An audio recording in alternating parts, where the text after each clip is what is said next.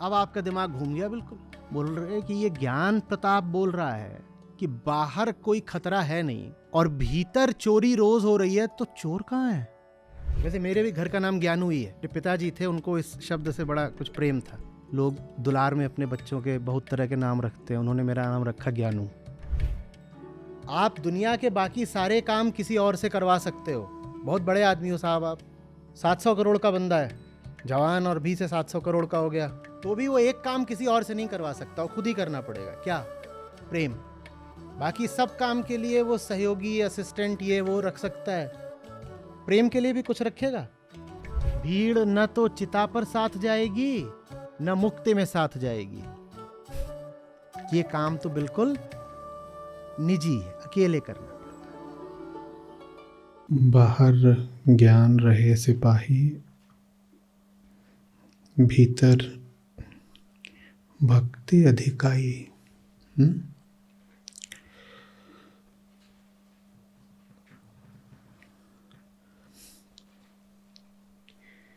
क्या है भक्ति?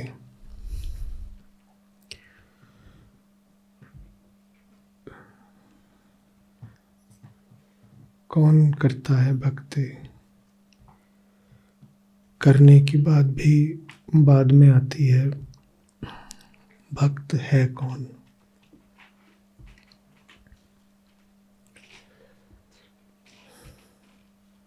जो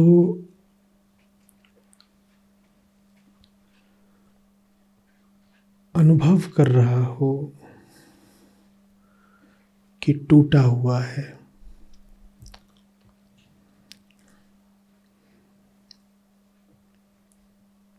जिसको प्रतीत हो रहा हो कि कुछ खोया हुआ है,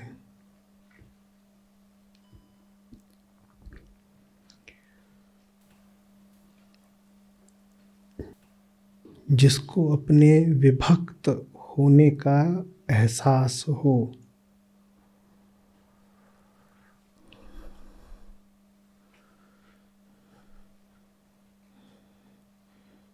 ये अपूर्णता, अविश्राम, बेचैनी, खलबली, हड़बड़ी स्वीकार करता हो कि भीतर रहती है।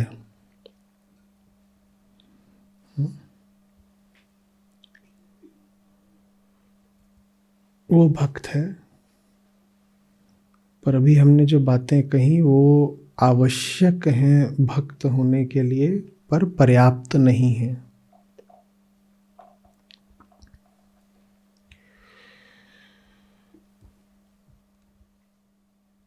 तो ये जो पहली शर्त है, इसको तो बहुत लोग पूरा कर देते हैं। जो एकदम ही जड़ न हो चुके हों,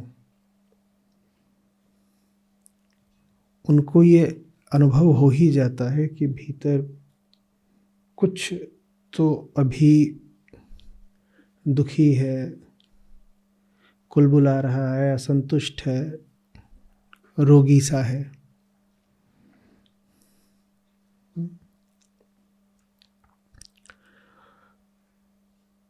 लेकिन जो भक्ति की दूसरी शर्त है, उसको बहुत कम लोग पूरा कर पाते हैं।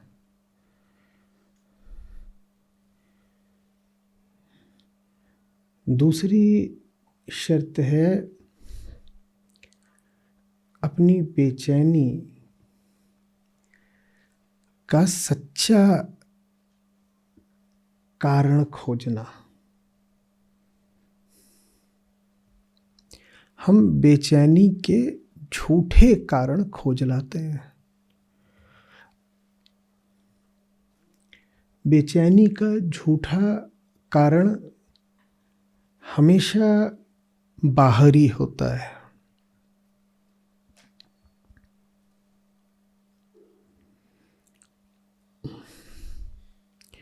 मेरी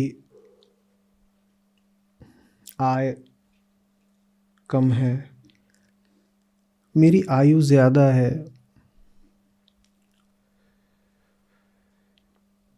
व्यापार ठीक नहीं चल रहा, समाज में इज्जत नहीं मिल रही, रिश्ते नाते उलझे हुए हैं, शरीर स्वास्थ्य ठीक नहीं रहता, बेचैनी है, ये तो स्वीकारा। पर बेचैनी का कारण कहीं बाहर ढूंढ निकाला तो जो भक्ति की पहली शर्त थी वो तो पूरी हो गई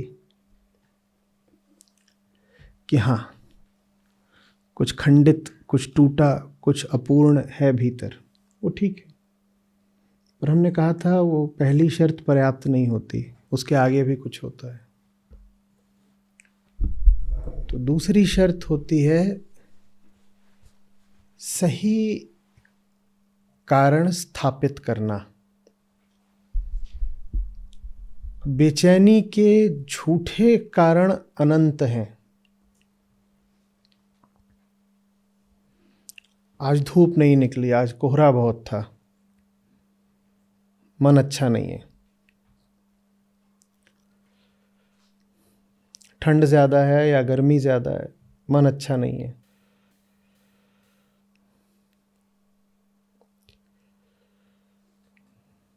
बाजार में कुछ लेने गया था, मिला नहीं, तो मज़ा नहीं आ रहा।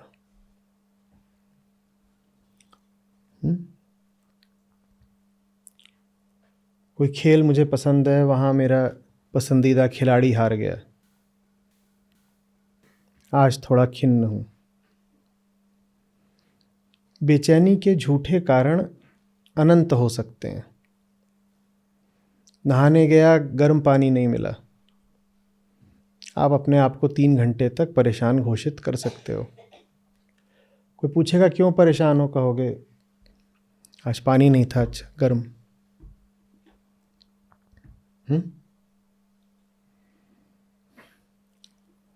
बाहर जा रहे थे,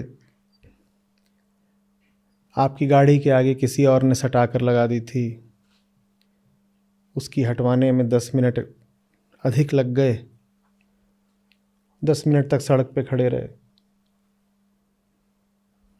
वो बात मन पर है, मन अच्छा नहीं है।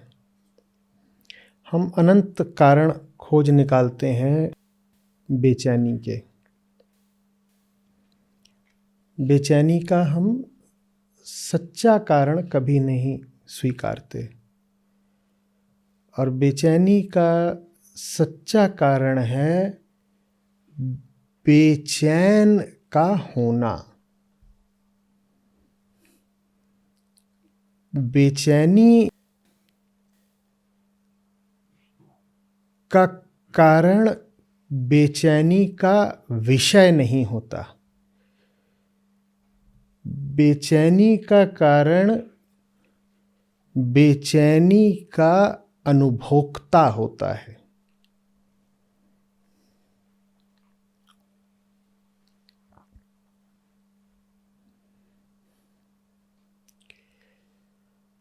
बेचैनी का कारण बेचैनी का विषय नहीं, विषयेता है। बेचैनी का कारण बेचैनी का अनुभव नहीं,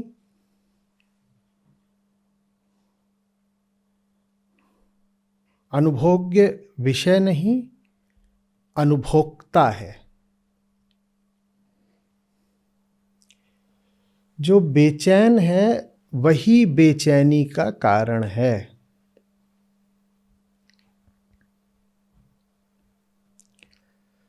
ये दूसरी शर्त पूरी नहीं होने पाती। पहली तक तो शायद 60-80% लोग पहुंच ही जाते होंगे, अनुमान से कह रहा हूं। उसमें भी 10-20% होते हैं जो नहीं पहुंचते। वो इतने पहुंचे हुए होते हैं, वो कहते हैं हमारा सब बढ़िया, हमें कोई बेचैनी नहीं है। तो उनकी तो हम बात ही नहीं कर रहे। वैसों के लिए श्री कृष्ण ने क्या कहा है, जिन्हें कोई समस्या है ही नहीं। कल उन्हें क्या कष्ट हो, वो आज ही जब नष्ट हैं। जो नष्ट हो गया होता है उसे कोई दर्द होता है? हाँ, तो जिससे कोई दर्द हो ही ना रहा हो वो या तो मुक्त है या मुर्दा। मुक्त तो नहीं होंगे तो मुर्दे ही होंगे। तो सबसे गई बीती स्थिति में तो वो होते हैं जो कहते हैं हमें कोई समस्या है ही नहीं, कोई हमको दुख दर्द बेचैनी तड़प छटपटाहट टूट फूट भीतरी रोग समस्या हमें है ही नहीं। ये सबसे गिरी हुई हालत में होते हैं। ये सघन तमोगुण की निशानी है।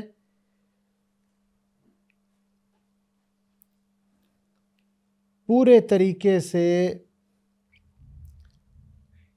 समाज से, जीवन से, भौतिक प्रकृति से एकदम समायोजित होकर जीने लग जाना। समायोजन समझते हो आप? क्या? एडजस्टमेंट। ये है, ये बार बार आ जाता है अपनी कुर्बानी देने। कल भी ये आया था, हमने इसका इस्तेमाल करके पता नहीं क्या क्या जान लिया था, सीख लिया था। ऐसों का शायद अच्छा उपयोग यही है ना, किसी दूसरे के काम आ जाए। अब अपने काम तो ये क्या ही आएगा। ये मैंने इसको उठा करके यहाँ रख लिया।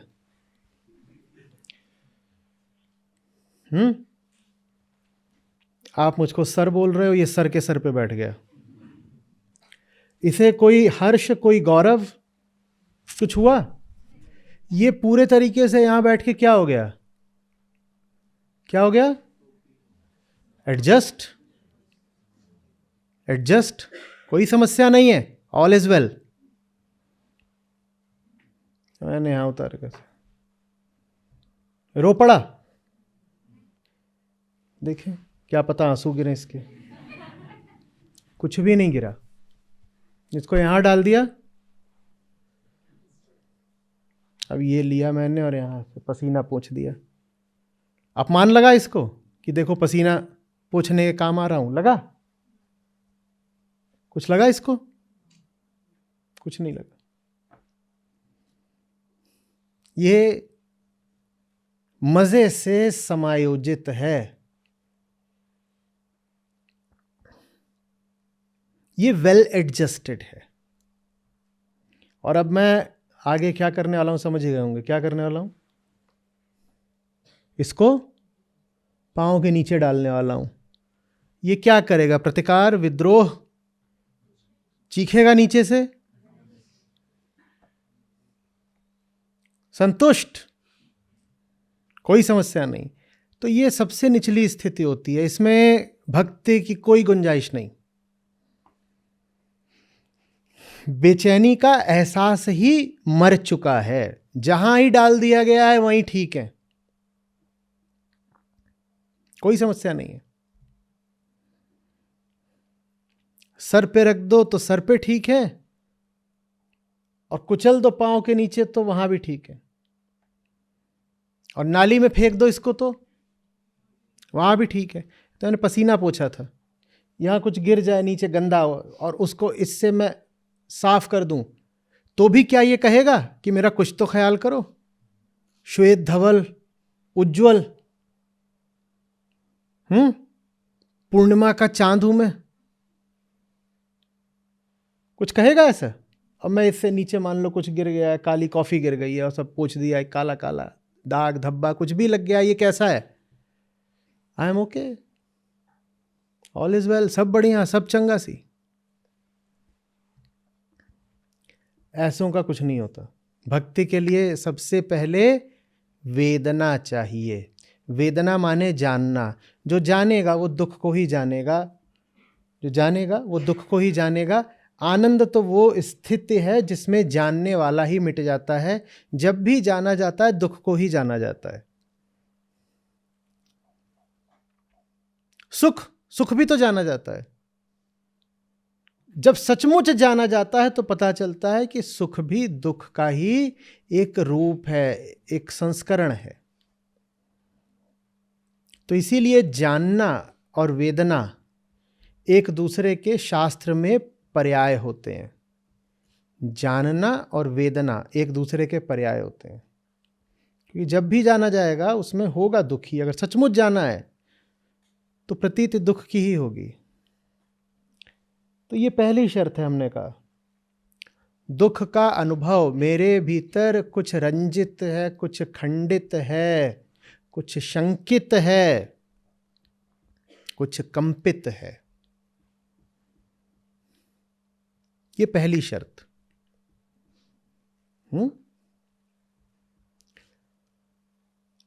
हमने कहा है कि 20-30% शायद ऐसे होते होंगे। कैसे?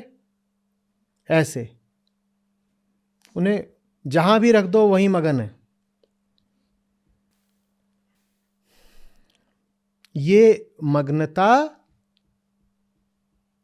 जड़ता है, ये मुक्ति नहीं मृत्यु है। मुर्दे के साथ कुछ भी करो, कभी प्रतिवाद करता है क्या? कभी हुआ कि किसी मुर्दे ने उछल के थप्पड़ वगैरह मार दिया हो? खबरदार जो आग लगाई तो, या कहां धूल पे डाल रहा है, अपने ऐसा समझ रखा है कहीं भी रख देगा? कभी हुआ? अकड़ गया है मुर्दा, उसका हाथ मरोड़े दे रहे हो, खींच तान के उसके कपड़े उतार रहे हो, कुछ उसको फिर पहनाना है अंत्येष्टि से पहले, तो कुछ भी करके रगड़ के उसको बांध दिया। कुछ बोलता है क्या? वैसे ही ज्यादातर लोग कुछ नहीं बोलते। उनके साथ कुछ भी होता रहता है जिंदगी में, वो कुछ नहीं बोलते। और जो वो बोलते भी हैं वो भी बस एक मुर्दा आवाज होती है। जैसे मुर्दा भी आवाज कर देगा।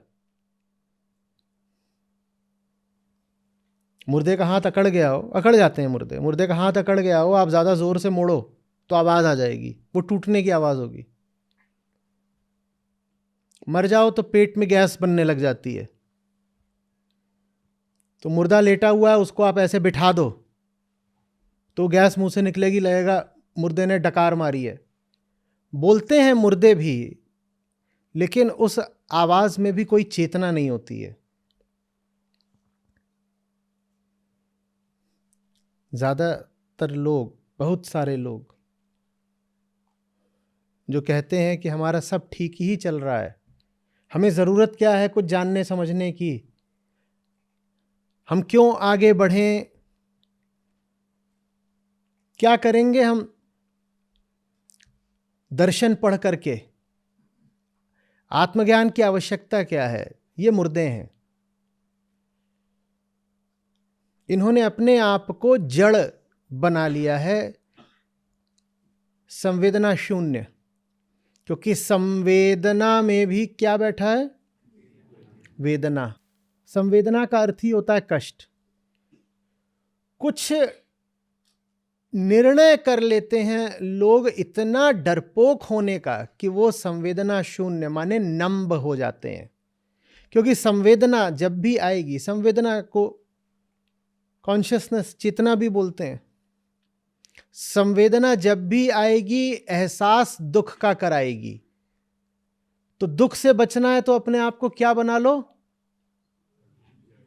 संवेदना शून्य। ये तीन शब्द एक साथ चलते हैं,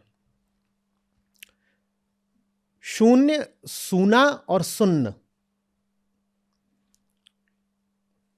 इनकी व्युत्पत्ति एक है। शून्य, सूना और सुन्न एक ही जगह से निकले हैं, पर आगे जाकर के इन्होंने तीन अलग अलग अर्थ ले लिए हैं। मजे की बात है कि वो तीनों अर्थ एक दूसरे से जुड़े हुए हैं। शून्य माने एम्प्टी, सूना माने लोनली, और सुन्न माने नम्ब, इनसेंसिटिव। और ये तीनों चीजें फिर हमेशा एक साथ चलेंगी। अगर इनमें से एक भी चीज आपकी जिंदगी में है तो बाकी दोनों भी होंगी ही होंगी, क्योंकि तीनों का मूल एक ही है।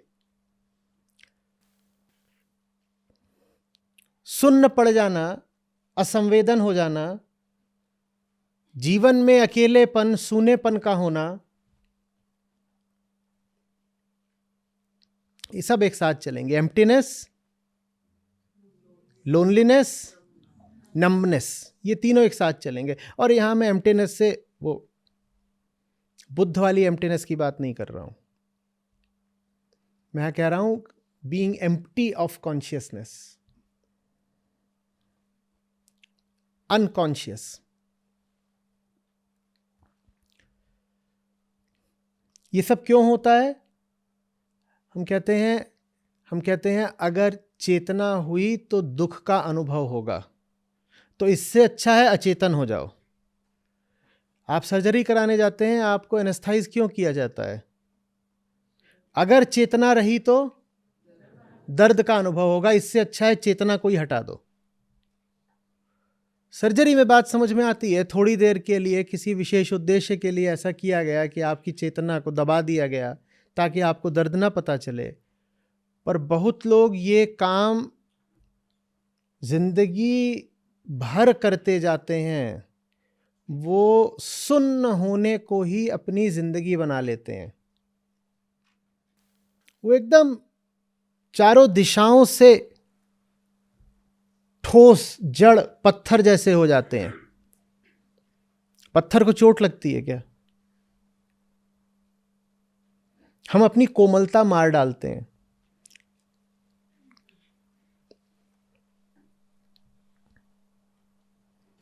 हम भीतर के हमारे जो संवेदनशील तंतु होते हैं, नजाकत होती है, हमारी जो बारीकी है, सूक्ष्मता है, उसको नष्ट कर देते हैं। क्योंकि जो जितना कोमल होगा, जितना बारीक होगा, उसको उतनी चोट लगेगी। हम अपने द्वार दरवाजे सब बंद कर देते हैं।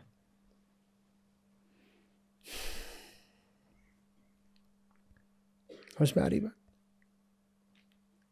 एक बहुत महत्वपूर्ण शब्द होता है वल्नरेबिलिटी,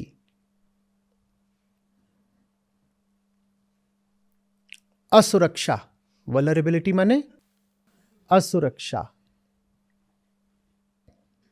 हम अपने आप को पूरी तरह सुरक्षित बना लेते हैं। ज्यादातर लोग अपनी पूरी जिंदगी बिताते हैं अपने आप को सुरक्षित बनाने में। उनको सबसे बड़ी समस्या वल्नरेबिलिटी की होती है, मैं वल्नरेबल क्यों रहूं। पर जो सुरक्षित हो गया है जितना ज्यादा, वो उतना ही ज्यादा मृत भी हो गया है। मुर्दा सबसे ज्यादा सुरक्षित होता है। कुछ बिगाड़ सकते हो मुर्दे का तो बिगाड़ के दिखा दो।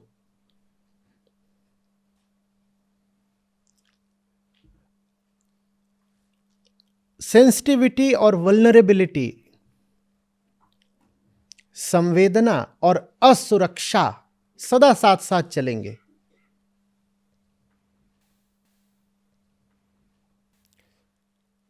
तो सबसे निचले तल पर तो वो डरपोक, वो कायर बैठे हुए हैं जिन्होंने अपने आप को बचाने की खातिर अपने आप को मार डाला।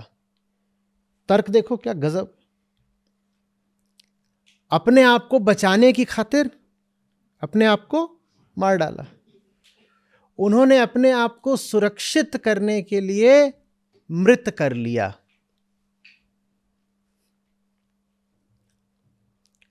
बंदा था वो मर गया, उसकी मम्मी हजारों साल से सुरक्षित है। बंदा तो मर गया, अब 40, 60, 80 बंदा इससे ज्यादा नहीं चल सकता था। जब तक बंदे रहोगे असुरक्षित रहोगे। बहुत लोग कहते हैं तो मुझे बंदा रहना ही नहीं है, मैं अपने आप को ममीफाई कर दूंगा। वो अपनी मम्मी बना लेते हैं। मम्मी पता है ना, मर जाते थे पुराने मिस्र के राजा लोग तो उनके ऊपर बहुत सारे रसायन वगैरह लगा करके, प्रिजर्वेटिव्स, और उनको विशेष तरीके से बांध देते थे और उनको एक खास ताबूत में ढक देते थे। और फिर उनकी लाशें सड़ती नहीं थी। वो आज भी मिलती हैं, सड़ी हैं पर अभी भी आप देख सकते हो कि ये रहा। हजारों साल से सुरक्षित है वो। हम यही करते हैं। हम में से ज्यादातर लोग चलती फिरती ममीज हैं, सुरक्षित परंतु मृत। सुरक्षित पर मृत, ये जीवन की बड़ी प्यारी विडंबना है कि अगर जीना है तो असुरक्षित होकर ही जीना पड़ेगा। जिसे जीवन चाहिए उसे जीवन के साथ की असुरक्षा को स्वीकार करना पड़ेगा। और असुरक्षा कुछ होती नहीं है, असुरक्षा बस अहंकार को लगती है, वो अप्रत्याशा का दूसरा नाम है। इनसिक्योरिटी बस अनप्रिडिक्टेबिलिटी का दूसरा नाम है। जो कुछ भी आपकी उम्मीद के विरुद्ध हो जाता है उसको आप कह देते हो अरे मैं तो असुरक्षित हो गया। रक्षा भी क्या है? आपको कैसे पता कि किस स्थिति में आप रक्षित हो? आपको कैसे पता आप किस स्थिति में रक्षित हो? आप अपने लिए जो आशाएं करते हो उनमें आप अपनी रक्षा मानते हो, यही है ना?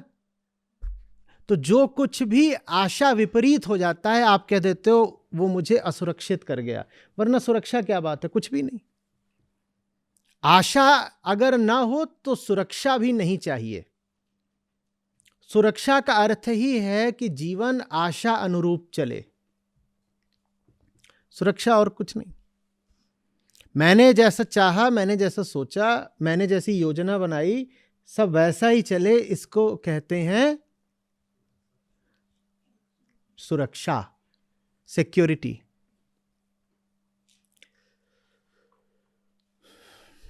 मम्मी पूरी तरह से सिक्योर्ड है, उसके साथ अब ऐसा कुछ भी नहीं हो सकता जो योजना से हटकर हो।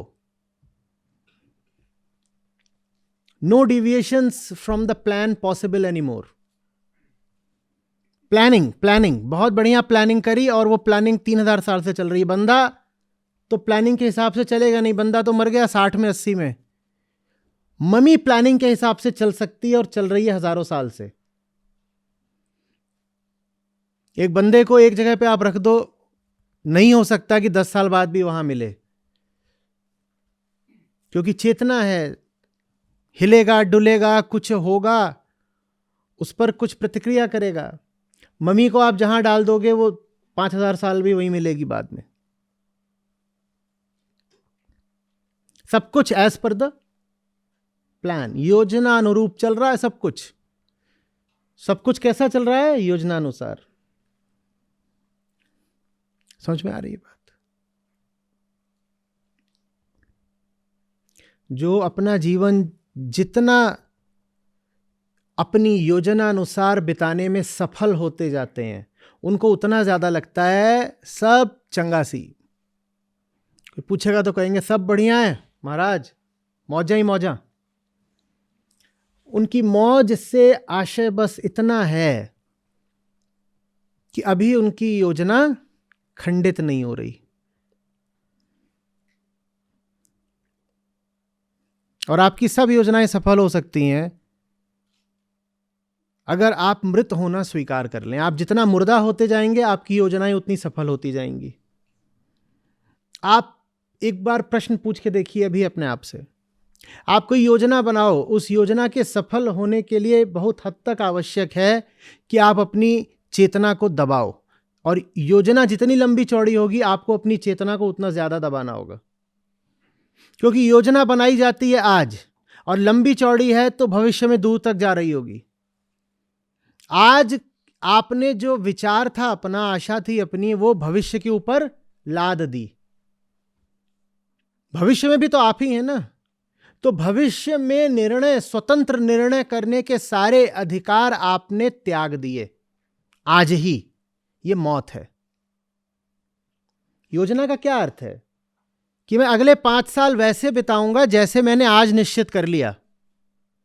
ठीक? तो आज आपने निश्चित कर लिया, आप राजा हो गए। अगले 5 सालों के आप राजा हो गए। आज आपने एक निर्णय कर लिया, लेकिन आपने 5 साल तक अब कोई निर्णय करने का अपना अधिकार भी खो दिया, खुद ही खो दिया। आप मुर्दा हो गए। आप कह रहे हो अब तो ऐसे ही चलना है जैसा हो गया। मम्मी कोई निर्णय कर सकती है? उसका जो निर्णय होना था हो चुका है, अब सब कुछ योजना अनुसार चल रहा है। समझ में आ रही है बात? और जितना आप अपनी स्वतंत्रता को खोना गवारा करेंगे, उतना ज्यादा आपकी संवेदना भी मरती चली जाएगी। मनुष्य को जो चुनने का अधिकार मिला है, उसमें एक दुर्भाग्यपूर्ण पक्ष यह भी है कि आप अचेतन होना भी चुन सकते हो। आप चुन सकते हो कि मुझे अब कोई संवेदना नहीं होगी, कुछ भी होता रहे, मुझसे कोई सेंसिटिविटी, कोई रेजोनेंस नहीं पाएगा।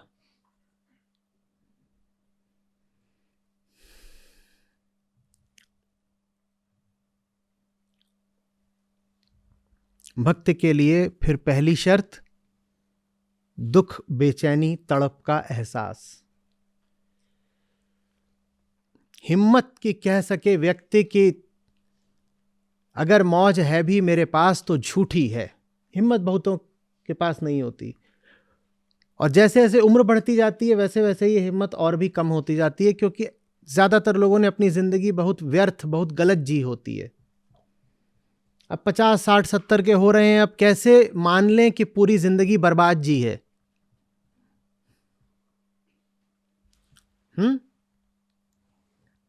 तो कहते हैं नहीं, बर्बाद नहीं जी, ये सब ठीक है, हमारा सब ठीक है, हमारा सब बढ़िया चल रहा है।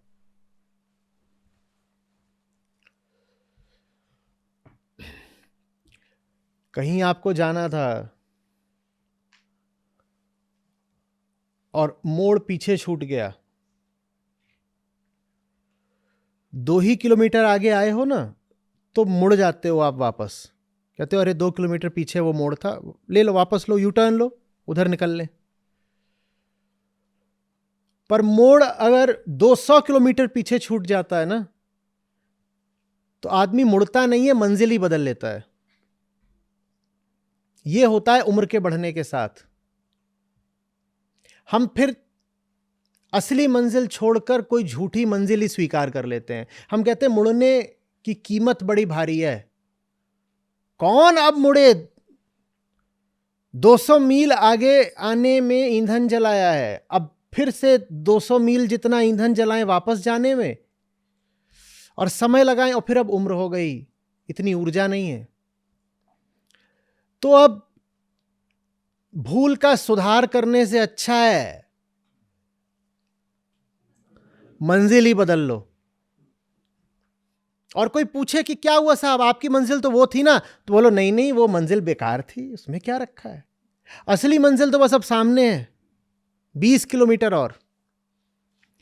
बात यह है कि सामने वाली असली नहीं, आसान है, बस 20 किलोमीटर पर है, और पीछे वाली 200 किलोमीटर पीछे छोड़ आए तुम, क्योंकि आपको समझाने वाला, बताने वाला कोई नहीं था। आपको पता ही नहीं चला आप जिंदगी में कौन से चौराहे पे कौन सा गलत मोड़ लेते आए हो, और उस पर आप बहुत आगे निकल आए।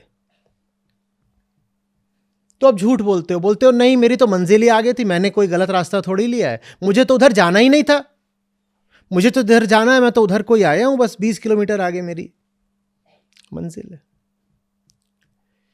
समझ में आ रही है बात? ऐसे लोगों की शुरुआत भी नहीं होती। ये तो बोल रहे हैं मैं बिल्कुल ठीक चल रहा हूं, जिनका सब कुछ ठीक चल रहा है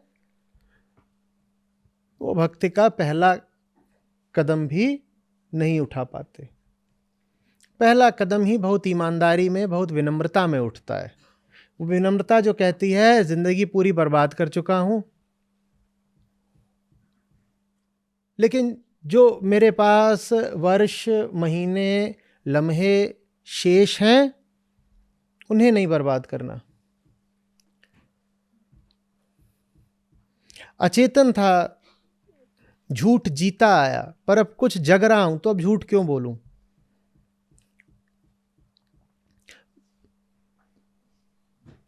मेरे पास कोई वजह नहीं है जबरदस्ती अकड़ दिखाने की।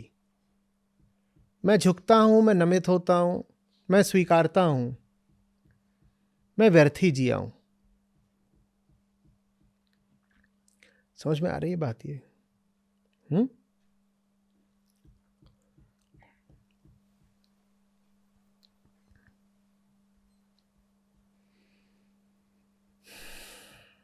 ऐसा लगता है चांटा पड़ गया हो, अच्छा नहीं लगता ना।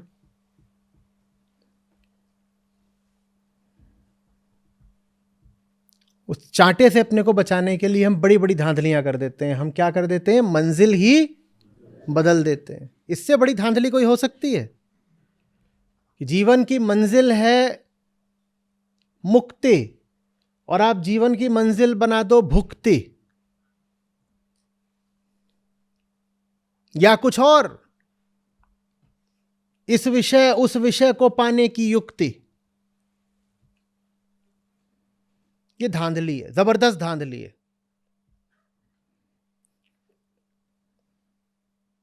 ये नहीं कि जहां जाना है उसकी ओर चले, जिधर को भटकते बहकते लुढ़कते पुढ़कते बहते बहते पहुंच गए, कह दिया हमें तो यहीं तो आना था, देखा मैं कितना स्मार्ट हूं। नहीं, तुम्हें यहां आना नहीं था, तुम यहां आने को नहीं पैदा हुए थे।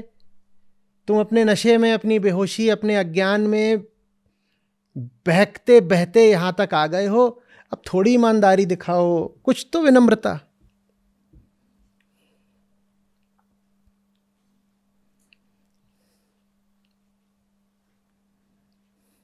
समझ में आ रही है बात? लेकिन वो विनम्रता बहुत मजबूती मांगती है। वो सब कुछ जिसको आप कह रहे होते हो मेरा है, स्वीकार करना पड़ता है कि काकड़ चुन चुन महल बनाया, लोग कहें घर मेरा। कुछ नहीं है, ऐसे ही कचरा इकट्ठा कर रखा है।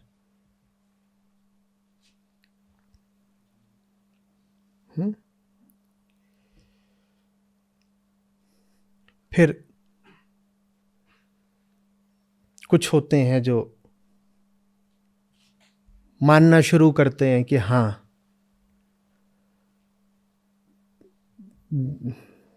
रास्ता तो भटक गए,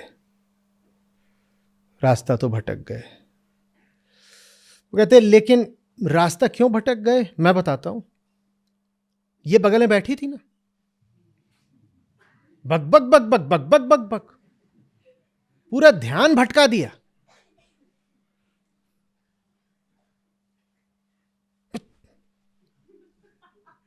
पीछे बैठ और मुंह बंद रख।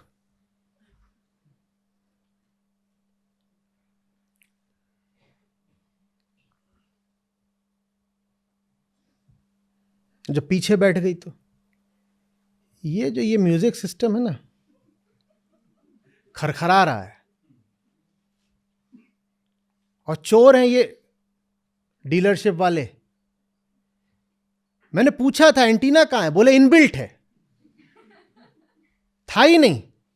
ये इतना खरखराया कि दिमाग खरखरा गया। नहीं तो हम जैसा ध्यानी पुरुष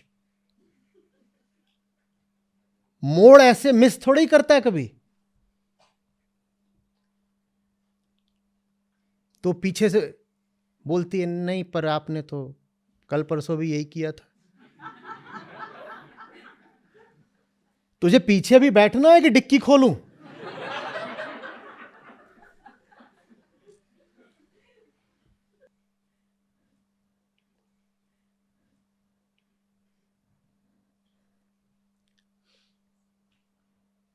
या गड्ढे, ये गड्ढे पूरा खोपड़ा हिला देते हैं। अब आदमी मोड़ पे ध्यान दे कि गड्ढे पे ध्यान दे? तो हम तो गड्ढे देखते रह गए, इतने में मोड़ छूट गया। और भ्रष्टाचार बहुत है देश में, ये साइन बोर्ड नहीं लगाते। और पॉल्यूशन के कारण कुछ तुमको पता भी है, धूल कितनी हो गई है जबरदस्त, मोड़ ही नहीं दिखाई देता। हम ड्राइवर थोड़ी, हम पायलट हैं। जैसे कहते हैं ना कि भाई रनवे पे विजिबिलिटी कितनी है, और अगर कम से कम 1 किलोमीटर की नहीं है तो बोल रहे यहां विजिबिलिटी नहीं ठीक है, और 400 की हमारी रफ्तार, मोड़ छूट गया पीछे। पूरी दुनिया है गुनहगार। ये इतने बेईमान नहीं है कि कह दें कि मोड़ छूटा ही नहीं है। ये इतने बेईमान नहीं है कि कह दें कि मेरी मंजिल तो आगे ही है, कुछ नहीं छूटा पीछे, मुझे तो जाना ही आगे था। ये इतने बेईमान नहीं है। ये मध्यम दर्जे के बेईमान हैं। इन्होंने पहली शर्त पूरी कर दी है, दूसरी नहीं। इन्होंने इतना तो माना कि गलती हुई है, पर गलती की वजह कौन है? सब दुनिया वाले।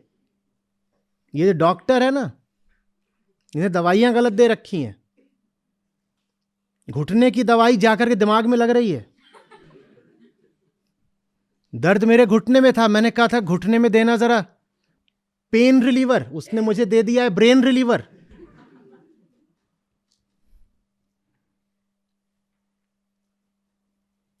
दिमाग ही नहीं काम करता।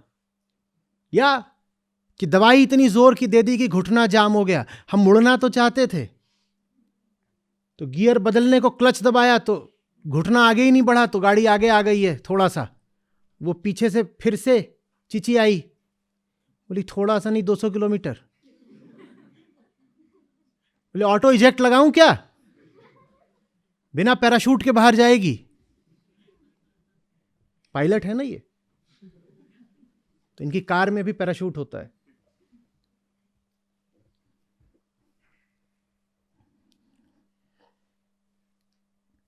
समझ में आ रही है बात?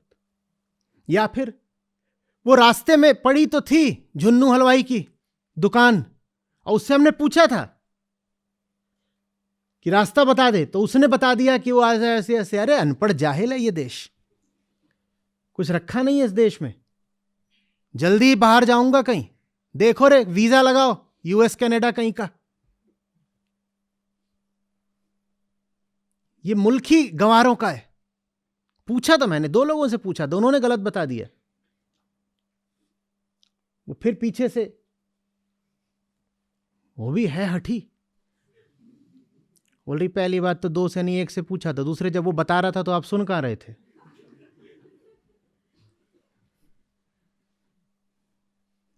तू किसी की सुनने दे तब ना,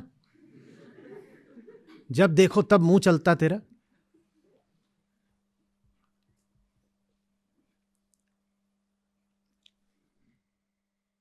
दोष तो हुआ है, लेकिन दोषी सब।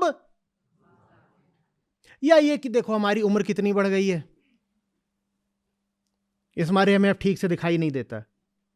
संसार में यह भी शामिल है क्या? शरीर। शरीर की भी गलती हो सकती, अपने शरीर की भी गलती हो सकती है, पर अपनी गलती नहीं हो सकती। अपने शरीर की भी गलती हो सकती है, पर अपनी गलती नहीं हो सकती। किसी की भी गलती हो सकती है, हमारी नहीं हो सकती।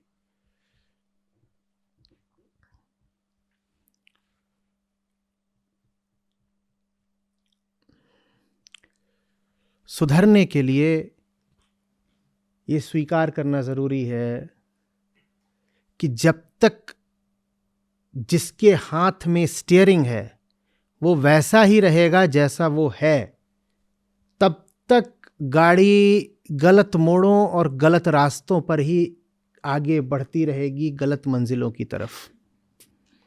बात इसकी नहीं है कि बगल की सीट पर कौन है, बात इसकी नहीं है गाड़ी का मॉडल क्या है, बात इसकी नहीं है डॉक्टर ने क्या दे दिया, बात विजिबिलिटी की नहीं है, बात रास्ता बताने वालों की नहीं है, बात जीपीएस की नहीं है, बात ड्राइवर की है। लैंस आर्मस्ट्रॉन्ग थे, बाद में उनके सारे जो बाइकिंग के साइकिलिंग के पदक थे वो उनसे ले लिए गए, लेकिन एक समय पर उनका राज था बिल्कुल बाइकिंग सर्किट पर। 20 साल पहले, 25 साल पहले की बात है। तो उनकी किताब आई थी, वो मैंने पढ़ी थी, मुझे बड़ी अच्छी लगी थी उस समय। बाद में तो डिस्क्रेडिट हो गए। कैंसर भी हुआ था उनको, कैंसर के बाद वो वापस आए थे और वापस आकर के भी उन्होंने जीते थे टूर्नामेंट। तो उनकी किताब का नाम था it's not about the bike. उनसे कभी किसी ने पूछा होगा tell me what special about your bike, तो उन्होंने जो जवाब दिया था वही उन्होंने अपनी किताब का शीर्षक कर दिया, it's not about the bike. ये बात जिसको समझ में आने लग जाए, it's not about the car, it's about the driver. It's not about the road, it's about the driver.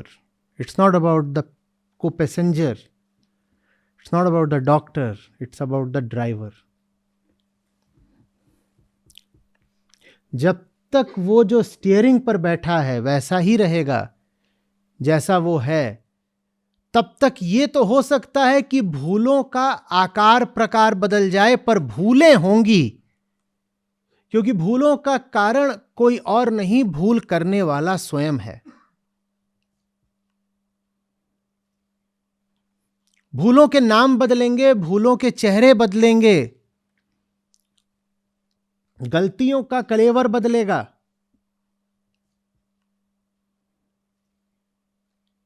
ऐसी नहीं तो वैसी गलती होगी। पिछली बार बायां मोड़ छोड़ा था, आगे दायां छोड़ोगे। पिछली बार गलती ये करी थी कि जो रास्ता बता रहा था उसकी सुनी नहीं। इस बार गलती ये करोगे कि बहुत सुन लोगे उसकी जो गलत रास्ता बता रहा है।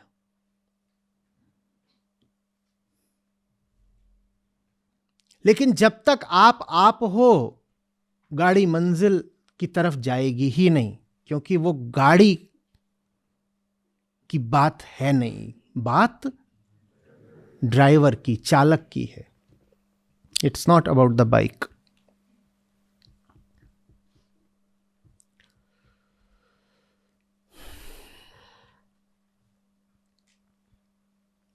समझ में आ रही है बात?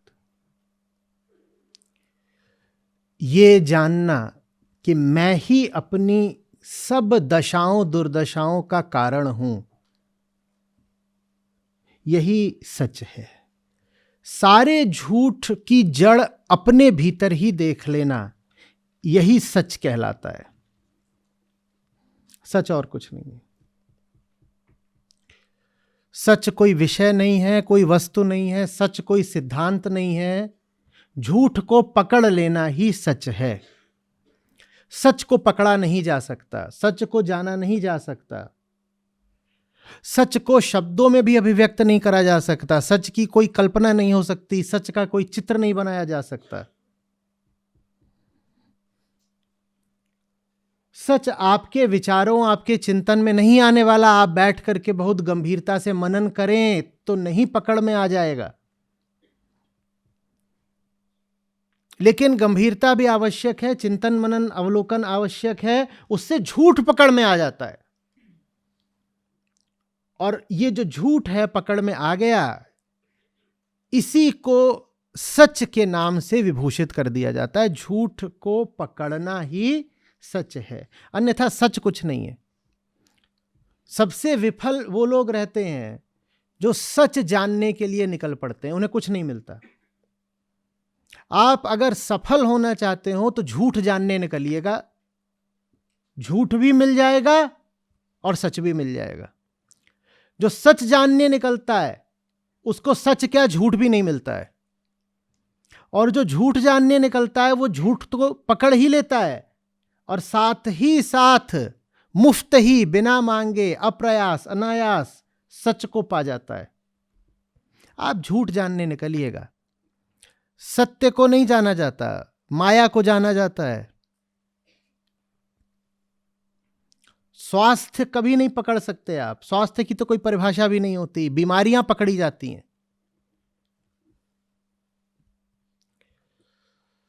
झूठ पकड़ो, झूठ। और सबसे बड़ा झूठ यह है कि झूठ बाहर है।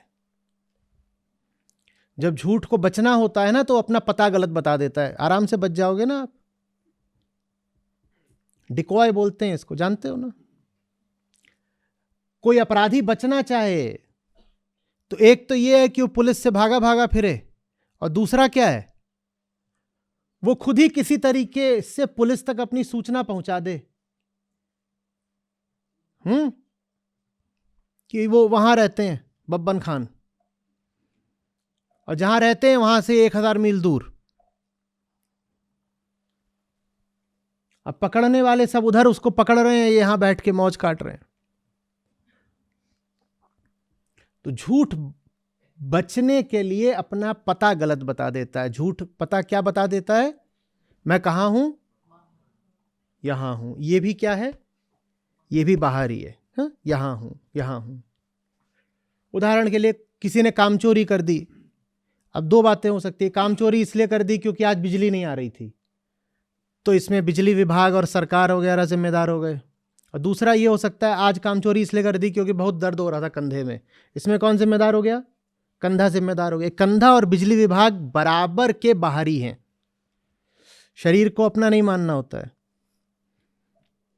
देख लो ना, दोनों बाहरी हैं, इसीलिए दोनों का बिल्कुल एक जैसा इस्तेमाल होता है। जब कामचोरी करनी होती है तो जैसे बिजली विभाग काम आ जाता है बहाना बनाने को, वैसे ये कंधा भी तो काम आ जाता है बहाना बनाने को। इतना दर्द हो रहा है आज कंधे में, काम कैसे करूं, वैसे ही आज बिजली नहीं आ रही, मैं काम कैसे करूं। तो ये सबसे बड़ा झूठ है कि झूठ बाहर है। सबसे यही पकड़ना होता है, यही पकड़ना होता है। कुछ झूठ वगैरह बाहर नहीं है। ना तो ये जो बगल में बैठी थी इसने रास्ता गलत करवाया है, ना गाड़ी की गलती है, ना सड़क की गलती है, ना रोशनी की गलती है। और प्रमाण इसका यह है कि जब तक मैं ही हूं ड्राइवर सीट पर, गलतियां होती रही हैं, होती रहेंगी। गलती कायम रही है, गलती के कारण बदलते रहे हैं। गलती कायम रही है, गलती के बहाने बदलते रहे हैं, क्योंकि मैं इसको कहते हैं सच्चाई। इसको क्या बोलते हैं, सच्चाई। और जब ये भीतरी सच्चाई आ जाती है तो आदमी बाहर भी सच्चाई देखने लगता है, क्योंकि बाहर हम झूठ देखते नहीं हैं, प्रक्षेपित करते हैं। हमने अभी क्या कहा, झूठ अपना पता गलत बताता है। तो झूठ कहां बैठा है, लेकिन वो अपना पता कहां बता रहा है। तो झूठ बाहर है क्या, पर हमने झूठ बाहर प्रक्षेपित किया है। जब भीतर के झूठ को बचाने की कोई जरूरत नहीं रहती तो बाहर पता नहीं बताना पड़ेगा ना झूठ का, तो बाहर की सच्चाई दिख जाएगी। नहीं समझ में आ रही बात। मैं गुनहगार नहीं हूं, मैं दोषी नहीं, मैंने कुछ नहीं किया, मैं बहुत बिल्कुल भला आदमी हूं भगवान जी का, मैं बढ़िया आदमी हूं। ये जो यहां ये बैठी हुई है, इन्होंने सब गड़बड़ करी है।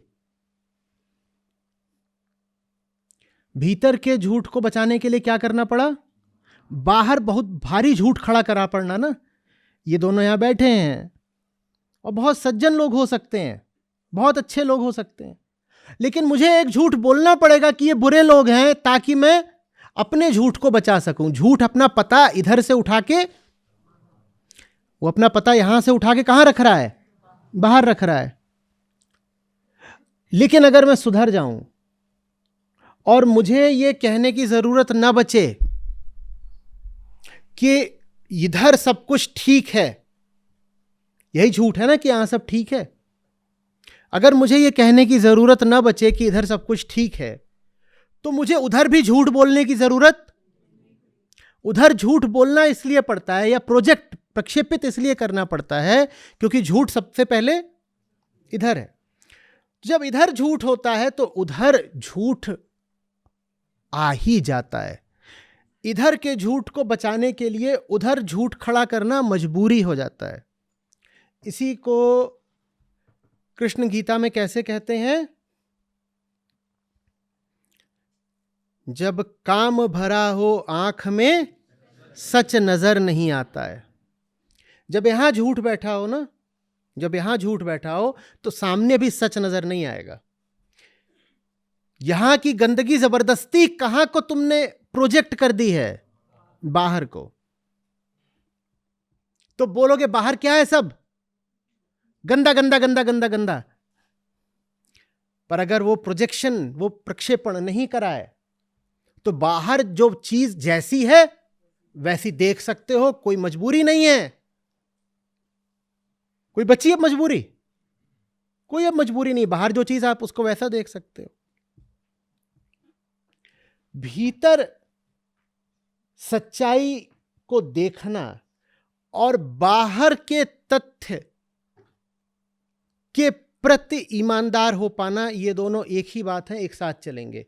जो आदमी यहां ईमानदार नहीं है वो बाहर जो कुछ देख रहा होगा सब उल्टा पुल्टा देख रहा होगा। आप उससे पूछोगे कि दुनिया कैसी है, वो आपको जो विवरण देगा वो बिल्कुल भ्रांत होगा, क्योंकि उसके पास झूठ कहां है? यहां। तो उसको बाहर के तथ्य को तोड़ना मरोड़ना पड़ेगा अपने भीतर के झूठ से समायोजित करने के लिए, कंपैटिबल बनाने के लिए। नहीं समझ में आ रही बात?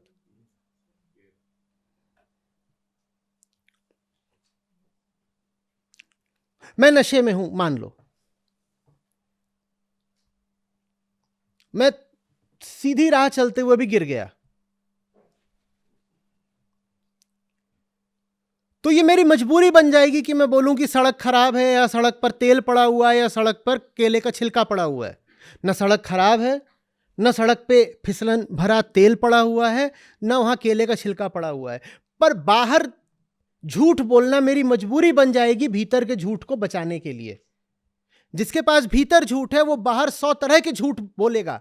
और यह भी संभव है कि वो अपने आप को ही आश्वस्त कर ले कि सचमुच सड़क फिसलन भरी थी। बिल्कुल हो सकता है। कोई फिसल के गिर जाए, कभी ऐसा हुआ है कि वो ऐसे करे? वो वहां देखता है जहां पे वो फिसल के गिरा है,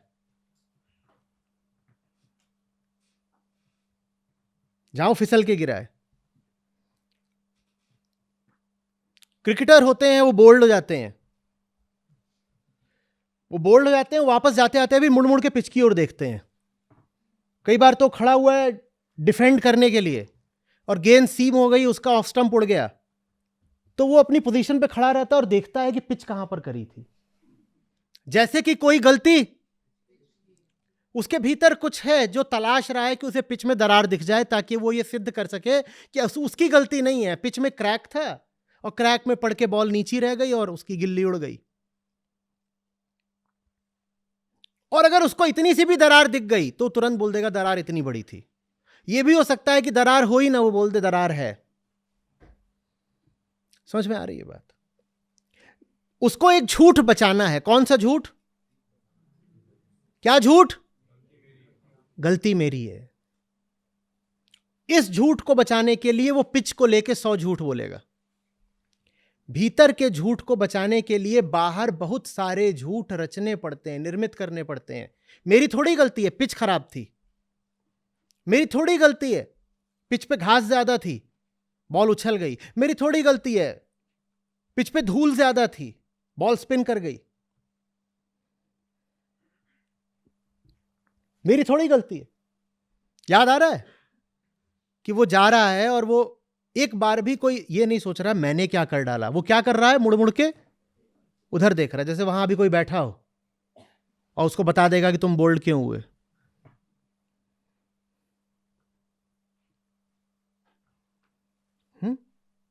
भीतर के झूठ को बचाने का दाम हम ये चुकाते हैं कि पूरी दुनिया जैसी है नहीं, हमको वैसी दिखाई देने लगती है। जानते हो इसके कितने घातक अंजाम हो सकते हैं? ये आदमी पीछे को जा रहा है, पेवेलियन से निकल के अगला बल्लेबाज आ रहा है, और ये जो पेवेलियन को अब जा रहा है, इसने अपने आप को आश्वस्त कर लिया है कि ये बोल्ड इसीलिए हुआ क्योंकि पिच में दरार है। इतने घातक हम अपने आप को इस हद तक आश्वस्त कर सकते हैं, हमें सचमुच ऐसा लगने लग सकता है कि दुनिया खराब है, ये आदमी बुरा है, ये ऐसा है वैसा है, जो है नहीं हम उसकी कल्पना करना शुरू कर सकते हैं। जो अगला बल्लेबाज आ रही है उसको भी सलाह देगा वहां ना पिच में दरार है, दरार। ऑफ स्टंप कवर करके,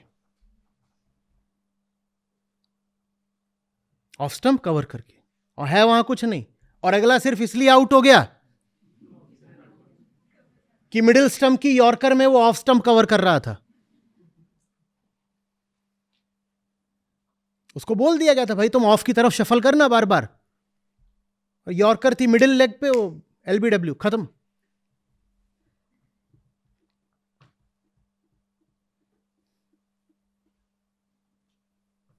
हमें जो कुछ भी लग रहा है ना दुनिया के बारे में, दुनिया वैसी नहीं है।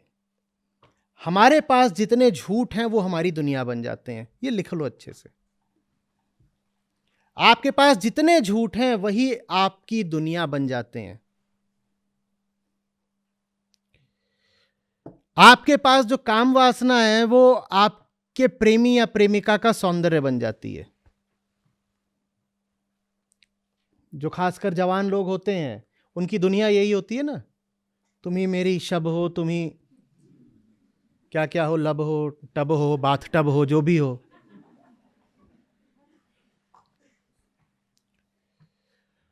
सौंदर्य उसके पास नहीं है, तुम्हारी जो वासना है, विकृति विकार है, वो उसका सौंदर्य बन गया, वरना वहां कोई सौंदर्य नहीं है।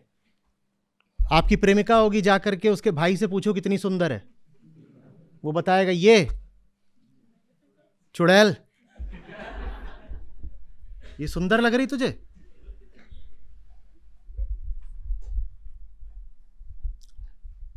और आप ही जब वासना से खाली थे, आप उसको जानते हो, आप ही के सोसाइटी मोहल्ले कहीं की है, पहले से जानते हो।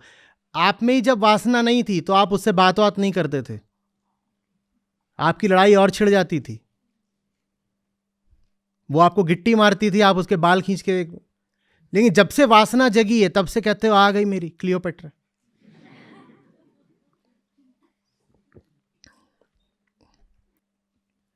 हमारी ही माया हमारा संसार बन जाती है, इसीलिए अद्वैत वेदांत पूरे विश्व को हमारा प्रक्षेपण बोलता है। आपका विश्व आपका प्रक्षेपण है, इससे यही आशय है। आपके भीतर जो कुछ है वही आपकी दुनिया का अर्थ बन जाता है।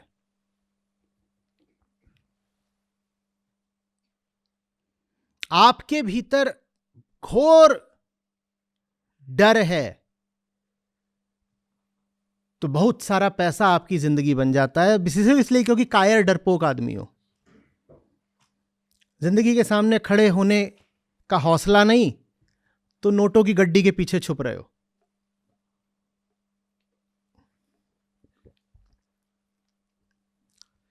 वल्नरेबिलिटी याद है ना, दम चाहिए ना उसके लिए, वो है नहीं।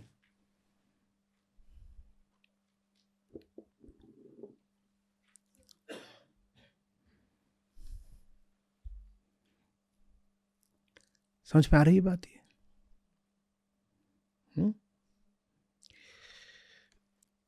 बाहर ज्ञान रहे सिपाही, भीतर भक्ति अधिकाई।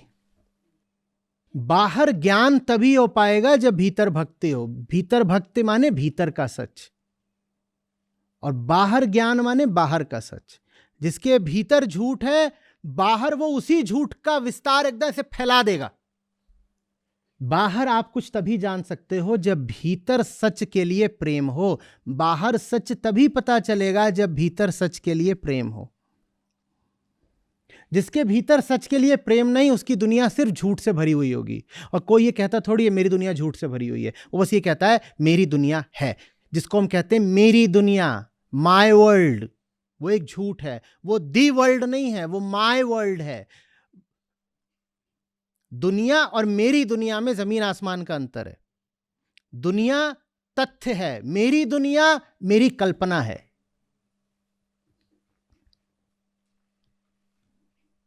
वो एक व्यक्ति है, ये एक तथ्य है। वो व्यक्ति मेरी जान है, ये मेरी कल्पना है। दुनिया और मेरी दुनिया, इसमें जमीन आसमान का अंतर होता है। वो एक घर है, ये तथ्य है। वो मेरा घर है, ये कल्पना है। अजीब लगेगा सुनने में, सोचिएगा। लेकिन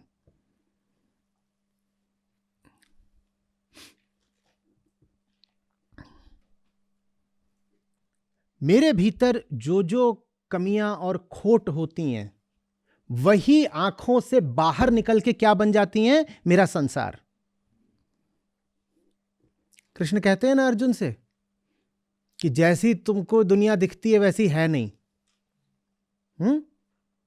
वो उल्टे वृक्ष का उदाहरण देते हैं, अभी हम वहां पर आएंगे बस 2-3 साल के अंदर अंदर। अब आप लोगों की अनुकंपा है, जिस गति से हम चल रहे हैं उसमें वहां आते आते अभी लग जाएंगे 2-3 साल, क्योंकि आगे के अध्यायों की बात है, बहुत आगे। एक अध्याय में, अभी पहले एक अध्याय में पूरा एक भजन लेते थे, अब भजन से एक साखी लेते हैं। ठीक, उसके बाद भी आप कहते हो समझ में नहीं आया, जो समझते हो पता नहीं क्या समझ के वहां क्या लिखते हो। तो कृष्ण कहते हैं अर्जुन को कि ये जो दुनिया है ना, जैसी दिखती है उसकी बिल्कुल उल्टी है। ये संसार एक उल्टा महावृक्ष है जिसमें जड़ें ऊपर हैं और शाखें और पत्तियां नीचे को हैं। तो वैसे ही हमें लगता है कि जगत आंखों के माध्यम से हम में प्रवेश कर रहा है। हम दिशा सोचते हैं बाहर से भीतर की है। तथ्य इससे बिल्कुल उल्टा है। जगत हमारी आंखों के माध्यम से बाहर विस्तृत हो जाता है, विकीर्ण होता है। दिशा भीतर से बाहर की है, वो बाहर से भीतर को नहीं आता। हम जैसे हैं वो हमसे निकल के बाहर फैल जाता है। इसीलिए अलग अलग लोगों की दुनिया अलग अलग होती है। आप जैसे हो, आपकी दुनिया आपकी आंखों से निकल के बाहर फैल जाती है। हम सोचते हैं कि मैं आंख खोल रहा हूं तो दुनिया भीतर आ रही है, जैसे कि दुनिया कोई एक चीज हो। अगर दुनिया आंखों से भीतर आ रही होती तो कोई एक ही चीज होती ना, फिर सबको एक सी दिख रही होती दुनिया। ये मैं दिखा दूं आपको, बहुत साधारण सी चीज है, पानी का ग्लास। यकीन जानिए ये भी आप सबको अलग अलग दिख रहा है। मैं आपसे पूछूं ये क्या है, थोड़ा लिखिएगा इसके बारे में। कोई भी दो लोग एक बात नहीं लिखेंगे, एक ही चीज है, अलग कैसे हो गई? क्योंकि दुनिया बाहर से भीतर नहीं आती है, भीतर से बाहर जाती है। हम जैसे होते हैं वैसा ही हमारे जगत का विस्तार हो जाता है। भीतर सच है तभी बाहर सच हो सकता है।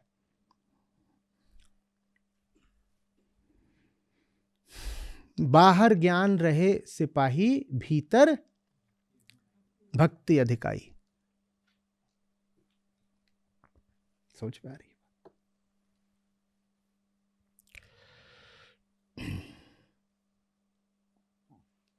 भीतर भक्ति और तभी ज्ञान। ज्ञान माने जानना है। जानना है क्या? झूठ जानना है। जानना है माने हकीकत जाननी है ना, तथ्य जानना है। वो तो तभी जानोगे ना जब जानने से प्रेम होगा। भक्ति जानने के प्रति प्रेम का नाम है। मुझे जानना है, मुझे जानने से प्रेम है, इसी को भक्ति कहते हैं। बोध मेरा स्वभाव है, भ्रम में नहीं रह सकता, मुझे जानना है, इसी को भक्ति कहते हैं।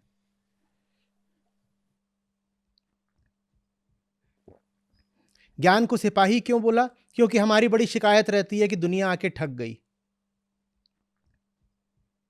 अगर सचमुच जान लोगे कि दुनिया क्या है तो दुनिया ठग नहीं सकती। तो ज्ञान से बड़ा सुरक्षाकर्मी, सिपाही, कवच कोई और नहीं होता। और बाहर से, फिर कह रहा हूं, बाहर से आशय यही नहीं है कि जितने बैठे हैं ये भी क्या है, ये भी बाहर है। ये जिसको मन बोलते हो ये भी क्या है, ये भी बाहर है। सब बाहरी है। किसके लिए सब बाहरी है? अहम के लिए। अहम के बाहर जो भीतर भीतर फैला है उसको क्या बोलते हैं? मन। और अहम ने जो ये शरीर पकड़ रखा है तादाद में करके, उसके बाहर बाहर जो फैला है उसको क्या बोलते हैं? तो सूक्ष्म रूप से अहम के जो बाहर फैला है उसको क्या बोलते हैं? मन। और स्थूल रूप से जो अहम के बाहर फैला है उसको क्या बोलते हैं? संसार। तो सब बाहरी है। बाहर माने ये नहीं कि ये व्यक्ति, ये व्यक्ति, ये व्यक्ति। बाहर माने वो व्यक्ति भी, ये तन भी और मन भी। भाई जब आप कहते हो अंदर या बाहर तो किसी संदर्भ में बोलोगे ना। कोई बोले जरा अंदर चले जाना तो आप तत्काल क्या पूछोगे? किसके अंदर? कोई पूछे जरा दाएं, तो आप पूछोगे दाएं कहां से? ये सारी बातें जो हैं वो संदर्भ सापेक्ष, कॉन्टेक्स्ट सेंसिटिव, स्पेसिफिक होती हैं ना। हाँ, तो अंदर बाहर जब हम बोलें तो अंदर बाहर से आशय ये नहीं है कि खाल के बाहर जो है वो बाहर और खाल के इस तरफ जो है, खाल सीमा रेखा नहीं है। हम बाहर का मतलब समझते हैं इस खाल के बाहर, नहीं, खाल नहीं, अहम के बाहर। सीमा रेखा को सही जगह खींचिए। आप शरीर होते तो हम कहते इसके बाहर जो है वो बाहरी है, नहीं, आप अहम हैं। आप क्या हैं?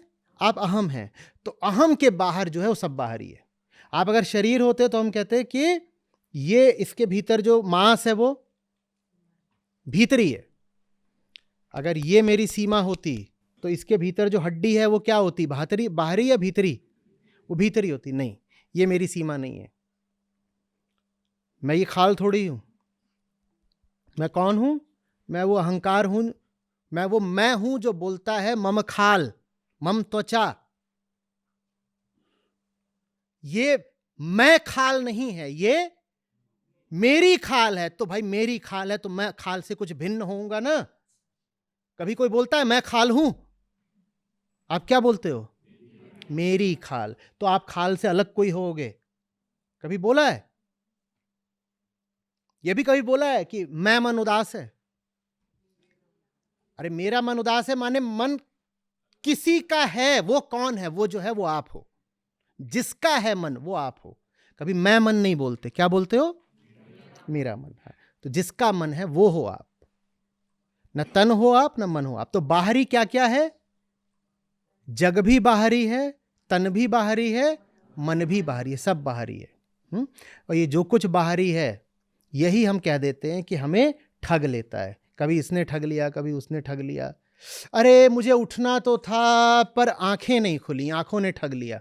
फ्लाइट छूट गई, आंखें नहीं खुली, आंखों ने ठग लिया। बोलते हो ना, आंखें नहीं खुली, आंखों ने ठग लिया। आंखों ने ठगा? सचमुच तुम्हें उठना होता तो आंखें इनकार कर सकती थी कभी? जब ज्ञान रहता है तो बाहर वाला कोई ठग नहीं पाता, क्योंकि हम जान जाते हैं कि ठग तो बाहर है। जब ज्ञान रहता है तो कोई बाहर वाला ठग नहीं पाता, क्योंकि हम जान जाते हैं कि ठग तो बाहर, ठग तो बाहर, ठग तो बाहर। तो अब जवाब दीजिए, कौन ठगवा नगरिया लूटल ले? कौन है वो ठग? कौन ठगवा नगरिया लूटल रे? कहां है ठग? बताओ। उंगली किधर को करूं? किधर को करूं? ये है, इसमें ठग है। बाहर निकल। ठग कहां है बताओ? वो उधर उस वाली कुर्सी पर बैठा है, यही है, कोने में छुप के बैठा है। कौन ठगवा? हाँ, एक ही ठग है। और जो ज्ञान रूपी सिपाही है ना, मालूम है वो क्या बताता है? वो बताता है ये नहीं कि ठग बाहर है, वो बताता है ऑल क्लियर। क्या बोलता है? अगर ज्ञान है तो ये जो सिपाही खड़ा करा है ये बताएगा बाहर तो कोई ठग, क्योंकि चोर बसे हैं घट के भीतर। चोर बाहर नहीं है, चोर तो यहां घट के भीतर ही बसा हुआ है। क्या था ये? घट के भीतर चोर लगत हैं, बैठे घात लगाई। अब से खबरदार रहो भाई। ज्ञान वो सिपाही है जो आपको झूठे दुश्मनों से आजाद कर देता है। सच्चा दुश्मन होता तो ज्ञान आपको बताता कि उधर से ठगा रहा है, उधर से ठगा रहा है, उधर से ठगा रहा है। ज्ञान वो सिपाही है जो कहता है अरे तुम गलत जगह शत्रु की अपेक्षा कर रहे हो। आजकल एक शब्द बहुत चलता है, शत्रुबोध। जो लोग लड़ने को बहुत तैयार रहते बोलते शत्रुबोध होना चाहिए। शत्रुबोध बहुत जरूरी है। ये शत्रु है, वो शत्रु है, उस समुदाय के लोग शत्रु हैं, उस देश के लोग शत्रु हैं। गोरे लोग शत्रु हैं, यूरोप शत्रु है, अमेरिका शत्रु है, चीन शत्रु है, सब शत्रु है, मुसलमान शत्रु है, ईसाई शत्रु है, शत्रु बोध होना चाहिए। लेकिन जानने वालों ने क्या बोला है, घट के भीतर चोर रहत हैं, बैठे घात लगाए। वो कहते एक ही शत्रु है और वो इधर कहीं नहीं है, वो इधर है। और इधर जब दुश्मन नहीं होते तो बाहर खतरा प्रतीत होना बंद हो जाता है। क्योंकि जिसको भी खतरा हुआ है, कभी भी जिसकी भी कभी हानि हुई है, उसकी हानि यहां से हुई है। लेकिन चूंकि वो ऐसा है कि उसकी हानि हो, तो हानि हो जाने के बाद भी बुद्धू को अकल नहीं आती। वो सोचता है हानि किसी बाहर वाले ने करी है। हानि बाहर वाला कभी नहीं करता, हानि हमेशा यहां वाला करता है। यहां से आप ठीक हो, हम देखते हैं बाहर से कोई कैसे आपकी हानि कर लेगा। यहां की हानि ही आपको मजबूर कर देती है कि आप अपने शत्रु की कल्पना कहीं बाहर कर डालो। यहां से हानि हो गई ना, हानि माने कमी, कुछ टूट फूट, कुछ गड़बड़ हो गई है, तो उस मारे आप सोचते हो वो आकर के ठग गया मुझे, वो आके ठग गया। तो इसीलिए ज्ञानियों ने आपसे कहा कि विचारो कौन ठगवा नगरिया लूटल रे। क्यों विचारने को कहा है? क्योंकि बिना विचारे तो हम सबके पास पहले से उत्तर है ही तयशुदा कि ठग कहां बैठा है, वहां बैठा है, वो रहा ठग। तो कहते हैं ना ना ना ना, सचमुच गौर से देखो क्या ठग वहां है, तुम्हारा दुश्मन वहां है, तुम्हारा दुश्मन वहां नहीं। तो आपके पास ज्ञान नहीं था, आपके लिए कल्पना करना आसान था कि ठग कहां है। फिर आपने कहा चलो जरा सा सिक्योरिटी बढ़ाई जाए, गार्ड लेके आओ, गार्ड। और उस गार्ड का क्या नाम? ज्ञान प्रताप। तो उसको आपने खड़ा कर दिया। पहले आपके पास कोई सिक्योरिटी थी नहीं, कोई सुरक्षाकर्मी था नहीं, तो आप अपना बैठे हुए थे घर के भीतर, और घर के भीतर रोज लूट रहे थे। पता चलता नहीं था कौन लूट रहा है। तो क्या सोचते थे, कौन लूटता है? बाहर से कोई आता है, हमें लूट के चला जाता है। बाहर घूम रहे सब चोर उचक्के लुटेरे, यही आते हैं और हमें रोज लूट लेके लूट। तो आपने बाहर क्या खड़ा करा? Guard, security. और उसने आपकी क्या सूचना दी? बाहर तो कोई खतरा। अब आपका दिमाग घूम गया बिल्कुल। बोल रहे कि ये ज्ञान प्रताप बोल रहा है कि बाहर कोई खतरा है नहीं और भीतर चोरी रोज हो रही है, तो चोर कहां है? Let's fire the guard, fire the guard. बंद करो रे।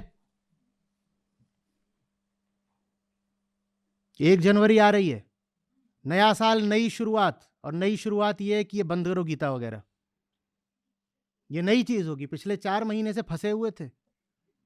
फायर द गार्ड, यही तो नई शुरुआत है। कुछ तो अलग करना है ना। हमारी सारी शुरुआतें नई मूर्खताओं की तो शुरुआतें होती हैं, जो आप कुछ बोलते हो, now I am going to begin something new. So what's the new stupidity please? New माने क्या होता है? आप तो ओल्ड ही हो, द ओल्ड इडियट। जब ओल्ड इडियट कोई न्यू हरकत करने जा रहा है तो वो न्यू क्या होगी? इडियोसी। और क्या होगी? The old idiot trying his hand at something new. क्या अर्थ हुआ इसका? More idiocy, which is calling as new idiocy. समझ में आ रही? तो लेट्स फायर द गार्ड। क्योंकि गार्ड ने आगे क्या बताया कि बाहर तो कोई खतरा है ही नहीं। और अगर बाहर कोई खतरा है नहीं, तो इसका तो सीधा निष्कर्ष ये निकलता है कि मैं ही चोर हूं, मैं ही अपने घर में चोरी कर रहा हूं। बदतमीज, तू मुझे चोर ठहरा रहा है? तू मुझे चोर ठहरा रहा है? तुझे पता भी है तूने जो बोला उससे निष्कर्ष क्या निकल रहा है?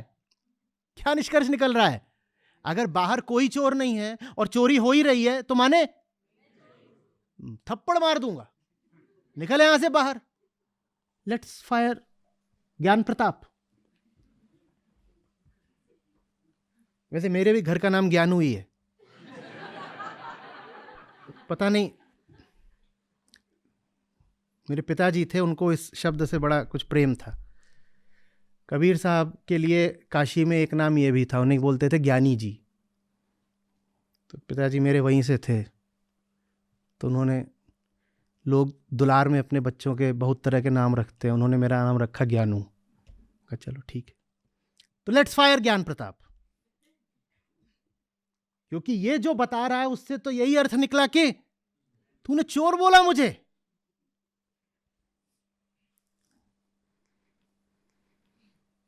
ऐसे नहीं होता।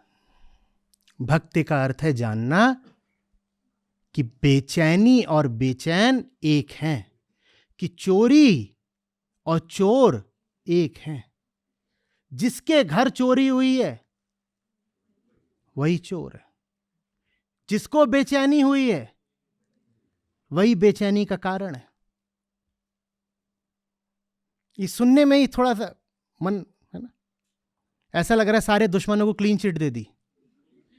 अरे वो आपको पता भी है वो मेरी जिंदगी में क्या क्या करके गया है, और आप बोल रहे हो कि चोर मैं हूं।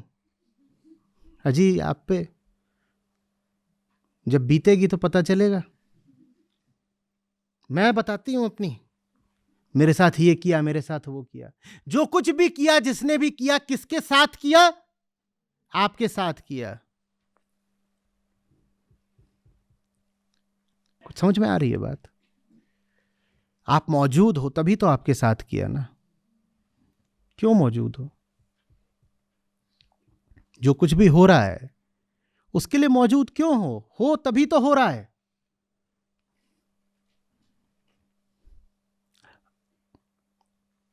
ज्ञान प्रताप जी, आपका उदाहरण तो मस्त है, लेकिन मन अभी भी त्रस्त है, क्योंकि इसमें एक खोट है। क्या? बाहर वाला कुछ करे, हम मौजूद हैं, उसमें तो आपने हमारी त्रुटि बता दी। लेकिन ऐसा भी तो हो सकता है कि कोई दुर्घटना हुई हो, हमारे घुटने पे अभी भी चोट है। वहां से हम अपनी मौजूदगी कैसे हटा लेते? साहब, आपका घुटना नहीं हो, पहली बात। दूसरी बात, सड़क दुर्घटना में आपके घुटने पे चोट लग सकती है, आप पर चोट लगे वो बराबर की बात नहीं है। सड़क दुर्घटना में आपका घुटना टूट सकता है, आप टूट गए हो, यह बराबर बात नहीं है। घुटने का टूटना और आपका टूटना एक ही बात नहीं है, क्योंकि आपका होना और घुटने का होना एक बात नहीं है। ना हम देहास में, मैं मेरी देह नहीं हूं। घुटना टूटा है, हम थोड़ी टूट गए। तो छोड़ दो ये प्रलाप कि दुश्मन बाहर है, जिसने आपको चोट पहुंचाई वो बाहर है। जब भी चोट पहुंची है आपको पहुंची है, और आपकी संप्रभुता हो, आपका स्वभाव है पूर्ण स्वतंत्रता, कंप्लीट सॉवरेनिटी। आपके साथ जो कुछ भी हो रहा है दूसरा उसका निमित्त हो सकता है, ठीक, यहां तक हमने दे दिया। उपादान नहीं हो सकता। ये कारणता, कॉजेलिटी के होते हैं। आप बोलते हो कुम्हार ने घड़ा बनाया, मिट्टी के बना लेता क्या? कुम्हार बाहर हो सकता है पर मिट्टी आप हो। तो अगर घड़ा बना है तो दोष कुम्हार को क्यों दे रहे हो? वो निमित्त है बस। मिट्टी आप हो, मिट्टी ना होती तो कौन सा कुम्हार घड़ा बना लेता? आपसे कोई पूछता है कभी कि घड़ा किसने बनाया? कभी बोलते हो मिट्टी ने बनाया? यही तो भूल है। हम कभी भी जो मूल कारण होता है उसको नहीं देख पाते, हम हमेशा निमित्त कारण को पकड़कर बैठ जाते हैं। बाहर वाला अगर गुनहगार है भी तो बस निमित्त के तौर पे। और अगर कुम्हार ने बनाया है घड़ा, तो मैं कह रहा हूं कुम्हार बना के दिखा देना बिना मिट्टी के। मिट्टी ने बनाया है, यह तो संभव है कि कुम्हार न रहे तब भी घड़ा बन जाए। प्रकृति के संयोग है, बिल्कुल बन सकता है। बस संयोगवश मिट्टी एक ऐसा आकार ले सकती है कहीं पर, किसी समय पर, कई सालों में एक बार, कि वो आकार घड़े जैसा लगे, बिल्कुल हो सकता है। पूरी तरह से घड़ा ना हो, गोल गोल बिल्कुल घड़ा ना हो, पर किसी अन्य आकार का पात्र बन सकता है संयोगवश भी। बिना कुम्हार के तो पात्र बन सकता है, बिना मिट्टी के तुम पात्र बना के दिखा दो। आप मिट्टी हो अपनी, आपके साथ जो कुछ भी होता है आप उसके उपादान कारण हो, आपके बिना नहीं हो सकता।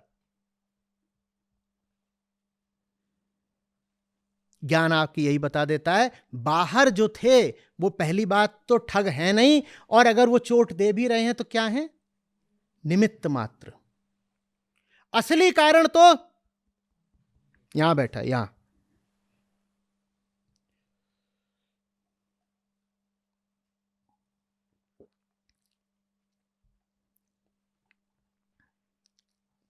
समझ में आ रही है कुछ बात? ये बात हमसे हमारे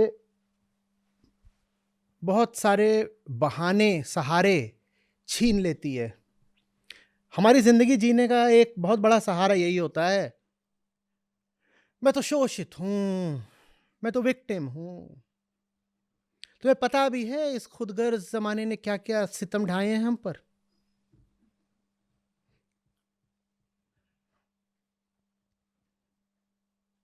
आप उनसे कहिए कुछ भी बताओ, कोई भी चीज सुनाओ, every story is a sob story. इनसे कभी क्या मत दीजिएगा कि चाय पिला दो, या आंसू मिला के ही पिलाते हैं। बोलते ये लीजिए खास जापानी नमकीन टी।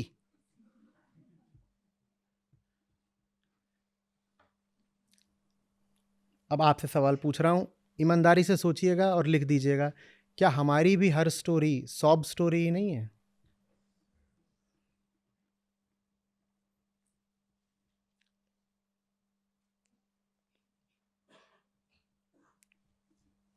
सॉब स्टोरी का अर्थ यही नहीं होता है कि मैं रो पड़ी। सॉब स्टोरी का में ये भी होता है, जमाना तो मुझे रुलाने आया था पर मैं डटी रही। जमाना तो रुलाने आया था, और ये अपने आप में दुख की बात है कि जमाना रुलाने आया था। ज्ञान सिपाही बताता है कि जमाने की कोई रुचि नहीं है आपको रुलाने में। जीवन पूरे तरीके से व्यक्ति निरपेक्ष है। प्रकृति अपने नियमों पर चलती है, प्रकृति की कोई मंशा नहीं है ना आपको सुख देने की ना आपको दुख देने की। प्रकृति के पास बस अपने नियम हैं। अगर कोई मर गया तो प्रकृति उसको इसलिए नहीं मार रही कि परिवार वाले दुखी हो जाएं, न प्रकृति किसी को बूढ़ा इसलिए कर रही है कि वो व्यक्ति दुखी हो जाए, उसके नियम है, काम चल रहा है। पर हमारी कहानियों में तो यही रहता है कि दुनिया आई मुझे सताने।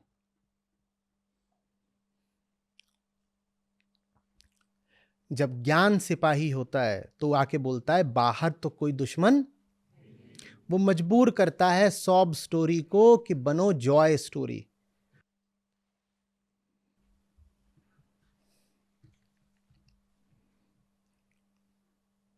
पर सॉब में सुविधा है। सॉब माने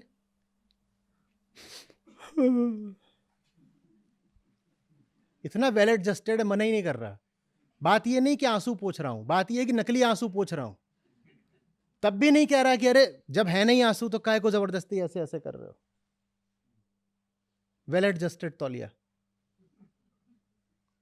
एकदम सफेद कपड़े पहन के चलता है, समाज में बहुत इज्जत पाता है। देखो यहाँ पे लाके रख दिया गया, आप सब यहाँ नीचे बैठे, ऊपर बैठा है, क्या इसको प्रतिष्ठा का स्थान मिला है? वेल एडजस्टेड तौलिया। कभी किसी से बहस नहीं करता, नानुकुर नहीं करता, कोई विद्रोह नहीं किया इसने आज तक। बताओ कैसे कैसे काम कराने सारे कर देगा। ये तो यहां बैठा है, कुछ भी पहुंच सकता है, आगे आपकी कल्पना पर।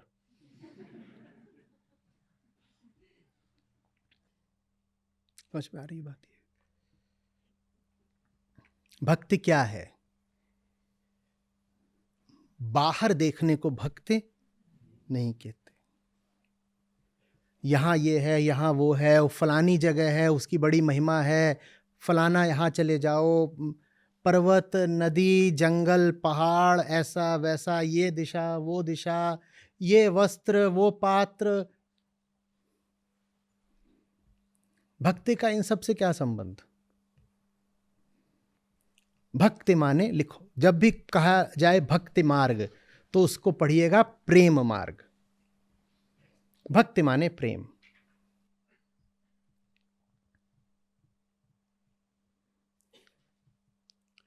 भक्ति माने प्रेम। अब प्रेम के नीचे लिखिए, प्रेम करना किसको है? अहम को। तो प्रेम का एकमात्र अधिकारी कौन है? आत्मा। ये तीन याद है ना? बहुत दिनों से इनको हमने याद नहीं किया, आप भूल तो नहीं गए? प्रेम करता कौन है? ये औलाद किसकी है? प्रकृति की। आया पर प्रेम में है। तो भक्ति का अर्थ है इससे अनन्य प्रेम। आत्मा से अगाध प्रेम ही भक्ति है।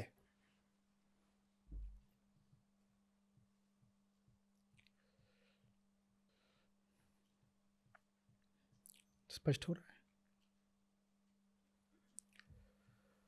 आगे बात हो रही सुरति की। सुरति ज्योति हरदम सुलगे कसकर तेल चढ़ाई। सुरति क्या है? रति माने क्या है? रति माने एकदम साधारण अर्थ में समझो तो रति माने एक तरह की लिप्तता। रति का दूर का संबंध हम आसक्ति से भी जोड़ सकते हैं। रत रहना, मगन रहना, संबंधित रहना, रति के ये सारे अर्थ होते हैं। एकदम शारीरिक तल पर आओ तो रति का अर्थ हो जाता है काम क्रीड़ा। मानसिक तल पर जाओ तो रति का अर्थ हो जाता है लिप्तता। और आध्यात्मिक तल पर जाओ तो रति सुरति बन जाती है। सुरति का अर्थ होता है आत्मा में सदा लीन रहे अहंकार। अहंकार आत्मा रत है, इसको कहते हैं सुरति।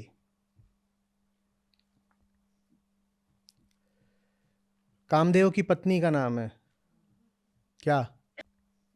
रति। तो रति का शारीरिक अर्थ पर, शारीरिक तल पर अर्थ होता है संभोग। मन पर जब आप बोलते इसको रति चढ़ी हुई है, भाषा में ऐसे कहते हैं, तो उसका अर्थ होता है कि ये किसी चीज का दीवाना हो गया है, किसी विषय के पीछे पागल हो गया, मोहित हो गया है। और वही जो रति शब्द है वो आध्यात्मिक तल पर आकर सम्मान पा जाता है, वो सुरति बन जाता है। सुरति भी एक तरह का दीवानापन है, गहन प्रेम है सुरति। अहम आत्मा के गहरे प्रेम में पड़ गया है, इसको सुरति बोलते हैं। तो सुरति ज्योति हरदम सुलगे कसकर तेल चढ़ाई। ये जो आखिरी चार शब्द हैं बहुत महत्वपूर्ण है। कसकर तेल चढ़ाई। अहम को आत्मा से प्रेम होगा कि नहीं, संयोग की बात नहीं है, चुनाव की बात है। तेल चढ़ाओगे तो होगा, तेल नहीं चढ़ाओगे तो नहीं होगा। कसकर तेल चढ़ाई माने अहम को आत्मा की ओर जाने के लिए मिटना पड़ता है, जलना पड़ता है। ज्योति सुलगे, जलना पड़ता है। और उस जलने में खासियत ये कि खुद ही तेल चढ़ाना पड़ेगा आत्मदाह के लिए। तुम्हारा प्रज्वलन होगा ही नहीं अगर तुम नहीं चाहो। ये आत्मदाह है। आत्मदाह समझते हो ना? स्वयं ही स्वयं को निपटा देना। तो भाई निपटना है तो आग भी खुद ही लाओ और ईंधन भी खुद ही बनो। जाओ तेल लेकर आओ, कसकर तेल चढ़ाई। ये काम कोई बाहर वाला आपके लिए नहीं कर सकता। यहां संयोग नहीं चलेंगे, यहां संसार नहीं चलेगा। यहां तो चैतन्य चुनाव करना पड़ता है कि हां मैं मिटना चाहता हूं।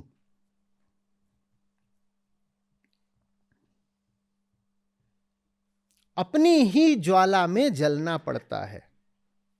और आप जल सकते हो क्योंकि आप कौन हो? आप अहम हो। अहम क्या होता है? कचरे का ढेर, कचरे का ढेर बहुत आसानी से जल जाता है ना। आत्मा क्या है? कुछ नहीं है, कचरे का ढेर, राख हो गया, राख उड़ गई, जो खाली साफ स्थान बचा उसी को आत्मा कहते हैं, आकाश। जहां कचरा था वहां अब क्या है? आकाश। तो आत्मा को इसीलिए बार बार आकाश की उपमा दी जाती है, उपाधि। आकाशवत है आत्मा, अष्टावक्र बार बार बोलेंगे आत्मा आकाशवत है, आकाश आकाश बार बार। व्योम, अष्टावक्र गीता में कहते हैं व्योम। अहम क्या है? कचरा, उसी को जलाना है, कसकर तेल चढ़ाई, जला दो ये। हम कचरे हैं और इस कचरे को निपटा देना है, यही मुक्ति है।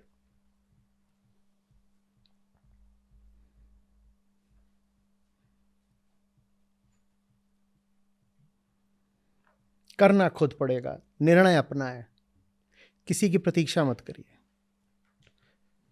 समाज संयोग काम नहीं आएंगे, यहां तक कि गुरु और ग्रंथ भी काम नहीं आएंगे। ये मामला इतना निजी है कि खुद ही करना पड़ता है। प्रेम की आउटसोर्सिंग होती है क्या? डार्लिंग आज बहुत बिजी हूं, let me send you my secretary, ऐसा करा? आप दुनिया के बाकी सारे काम किसी और से करवा सकते हो, बहुत बड़े आदमी हो साहब आप, 700 करोड़ का बंदा है, जवान और भी से 700 करोड़ का हो गया, तो भी वो एक काम किसी और से नहीं करवा सकता, वो खुद ही करना पड़ेगा। क्या? प्रेम। बाकी सब काम के लिए वो सहयोगी, असिस्टेंट, ये वो रख सकता है, प्रेम के लिए भी कुछ रखेगा? कोई आके बता रहा है देखिए 4 एजेंसी से प्रपोजल्स आए हैं, सब ISO सर्टिफाइड है लव मेकिंग में। आप बाकी जरूरी काम संभालिए, ये वाला काम आपके लिए ये एजेंसी करेगी। ऐसा तो नहीं होता ना, ये काम खुद ही करना पड़ेगा। It's even more personal than love making. और जैसे उसमें आप किसी का हस्तक्षेप बर्दाश्त नहीं करते, या करते हो, अच्छा नहीं लगता ना,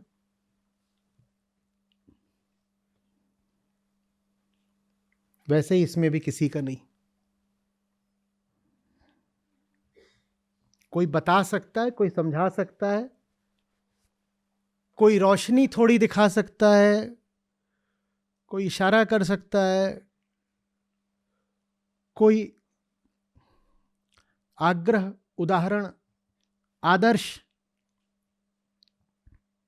इनका उपयोग कर सकता है। ये सब काम आते हैं ना। आग्रह कर दिया, कोई आदर्श दिखा दिया, कोई उदाहरण बता दिया, ये सब हो सकता है।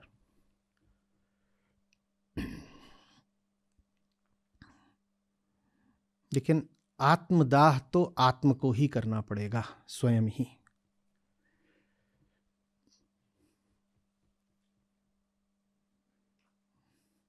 बहुत निजी बात है।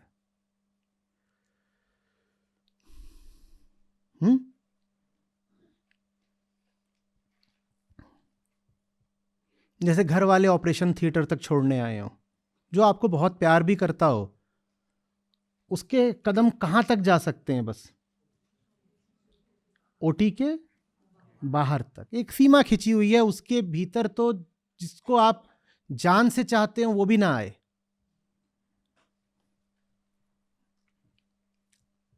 इसीलिए फिर जानने वालों ने इसकी तुलना मृत्यु से भी करी है। तो अहम को वो स्त्री की उपमा देकर कहते हैं कि, और आत्मा को कहते हैं आत्मा पुरुष है, आत्मा पुरुष है, अहम स्त्री है, और कहते हैं इसकी डोली उठनी है और इसे जाना होगा। ये पिता के घर नहीं रह सकती। पिता कौन है? प्रकृति। या मां के घर नहीं रह सकती, ऐसे कह दो, ये मां के घर नहीं रह सकती। मां कौन है? प्रकृति। अरे मां के घर पैदा हुई है, पर प्रेम तो इसको पुरुष से ही है, तो इसे पुरुष के यहां जाना होगा और इसको डोली पे बैठना होगा। उन्होंने उस डोली की तुलना अर्थी से करी है, कहना ठीक वैसे डोली पे अकेले बैठना होता है जैसे अर्थी पर भी अकेले जाना होता है, ये दोनों एक। बहुत सुंदर कबीर साहब का है, और उसको मैंने जब भी सुना है, अभी बहुत महीने हो गए सुना नहीं, आज याद आ गई। आई गमनवा की साड़ी, उसको पढ़िएगा और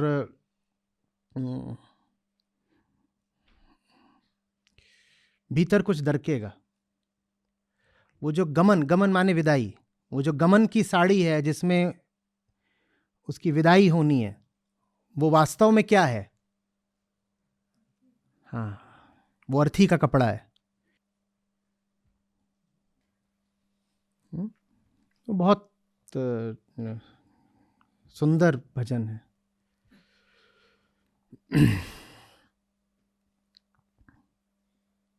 किसी को याद?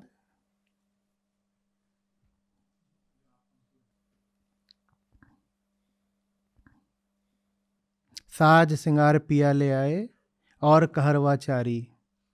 तो कहते चार कहार, जो पहले जो डोली ले आते थे उनको कहार बोलते थे। दो पीछे लगते थे, दो आगे, और चार ही लगते हैं अर्थी में भी। तो उन्होंने इन दोनों चीज़ों की, जो मुक्ति की प्रक्रिया है और जो मृत्यु है, उसको एक माना है। आत्मदाह है ना, जब शारीरिक तल पर हो जाए तो मृत्यु है, और दोनों में ही एक ही बात है, राम नाम सत्य है। पर जब दूसरे बोल रहे हो राम नाम सत्य है और आप चुप पड़े हो तो मृत्यु है, और जब आप बोल रहे हो राम नाम सत्य है और दूसरे चुप पड़े हो तो मुक्ति है। समझ में आ रही बात?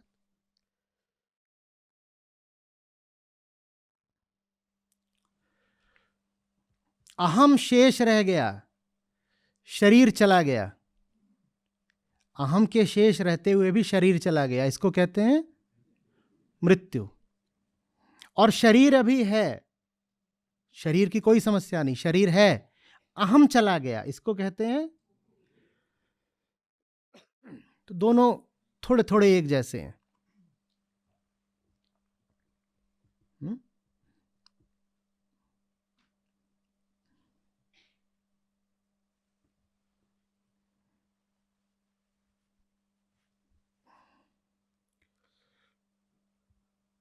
और दोनों ही काम बिल्कुल निजी हैं, अकेलेपन के हैं।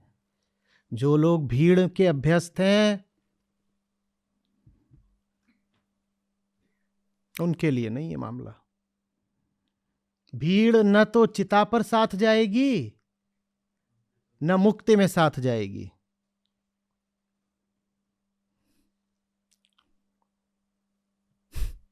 ये काम तो बिल्कुल निजी है, अकेले करना पड़ता है।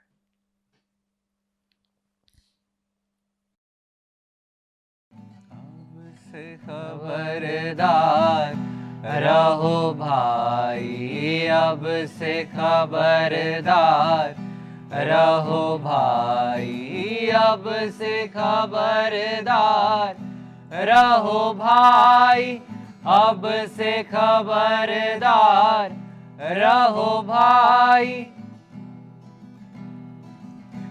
गुरु दीना माल खजाना, गुरु दीना माल खजाना, राखो जुगत लगाई, राखो जुगत लगाई।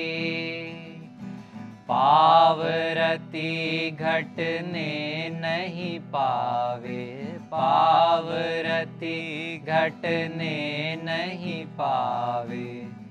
दिन दिन होत सवाई, दिन दिन होत सवाई। अब से खबरदार रहो भाई, अब से खबरदार रहो भाई, अब से खबरदार रहो भाई, अब से खबरदार रहो भाई। क्षमाशील की माला पहनो, क्षमाशील की माला पहनो, ज्ञान वस्त्र लगाए, ज्ञान वस्त्र लगाए, दया की टोपी सिर पर दे के, दया की टोपी सिर पर दे के, और अधिक बन आई, और अधिक बन आई, अब से खबरदार रहो भाई, अब से खबरदार रहो भाई। मैं डिप्रेशन में चले गई थी। मैं थर्ड ईयर में थी, बीएससी नर्सिंग कर रही हूँ मैं। तो 7 महीने तक मैं कॉलेज नहीं गई थी, घर चले गई थी। स्वेयर डिप्रेशन हो चुका था उस टाइम पे। शॉर्ट्स जैसे अपने आप ही फोन जैसे मैं देखती थी तो आचार्य जी के शॉर्ट्स आते थे, तो उस टाइम पे मैंने उन्हें सुनना शुरू किया था। तो उसके बाद मैंने 2-3 बुक्स ली थी, ऑनलाइन पढ़ा मैंने। एक था डर, एक बुक थी संघर्ष अपने विरुद्ध, और एक मैंने बुक ली थी घर घर उपनिषद। तो बहुत मेरी लाइफ बेटर हुई है, और डिप्रेशन से भी मैं टोटली बाहर आ गई, और लाइफ को सही तरह से जीने का तरीका क्या है, रियलिटी क्या है और ट्रुथ क्या है, उसके बारे में बहुत कुछ पता चला मुझे। और गीता मैंने पहले भी सुनी थी, पढ़ी थी, पर उसका अर्थ अनर्थ ही, मतलब वो सही अर्थ नहीं था। वो ऐसे कि वर्ड्स तो गीता के, लेकिन उसका मीनिंग कुछ और ही मेरे को पता था। अब जाके मेरे को धीरे धीरे समझ में आ रहा है। आज संत सरिता में फर्स्ट टाइम जुड़ी हूँ मैं, और ये मेरा पहला सीख सत्र है, क्योंकि सच मुझे कुछ अच्छे से इतना समझ में नहीं आ रहा था शुरू में, पर अब मुझे समझ आना शुरू हुआ है। अहम, आत्मा, और जो प्रॉपर उसकी डेफिनेशन क्या है, किस किस तरह आचार्य जी यूज करते हैं उन टर्म्स को, वो मेरे को अब समझ में आने लग गया है। आज मैंने ये संत संहिता जैसे अटेंड करी है ना, तो मुझे ये काफी कुछ रिलेट हो रहा था गीता समागम से। राही मनवा दुख की चिंता क्यों सताती है, दुख तो अपना साथी है। सुख है एक छाँव ढलती, आती है जाती है, दुख तो अपना साथी है।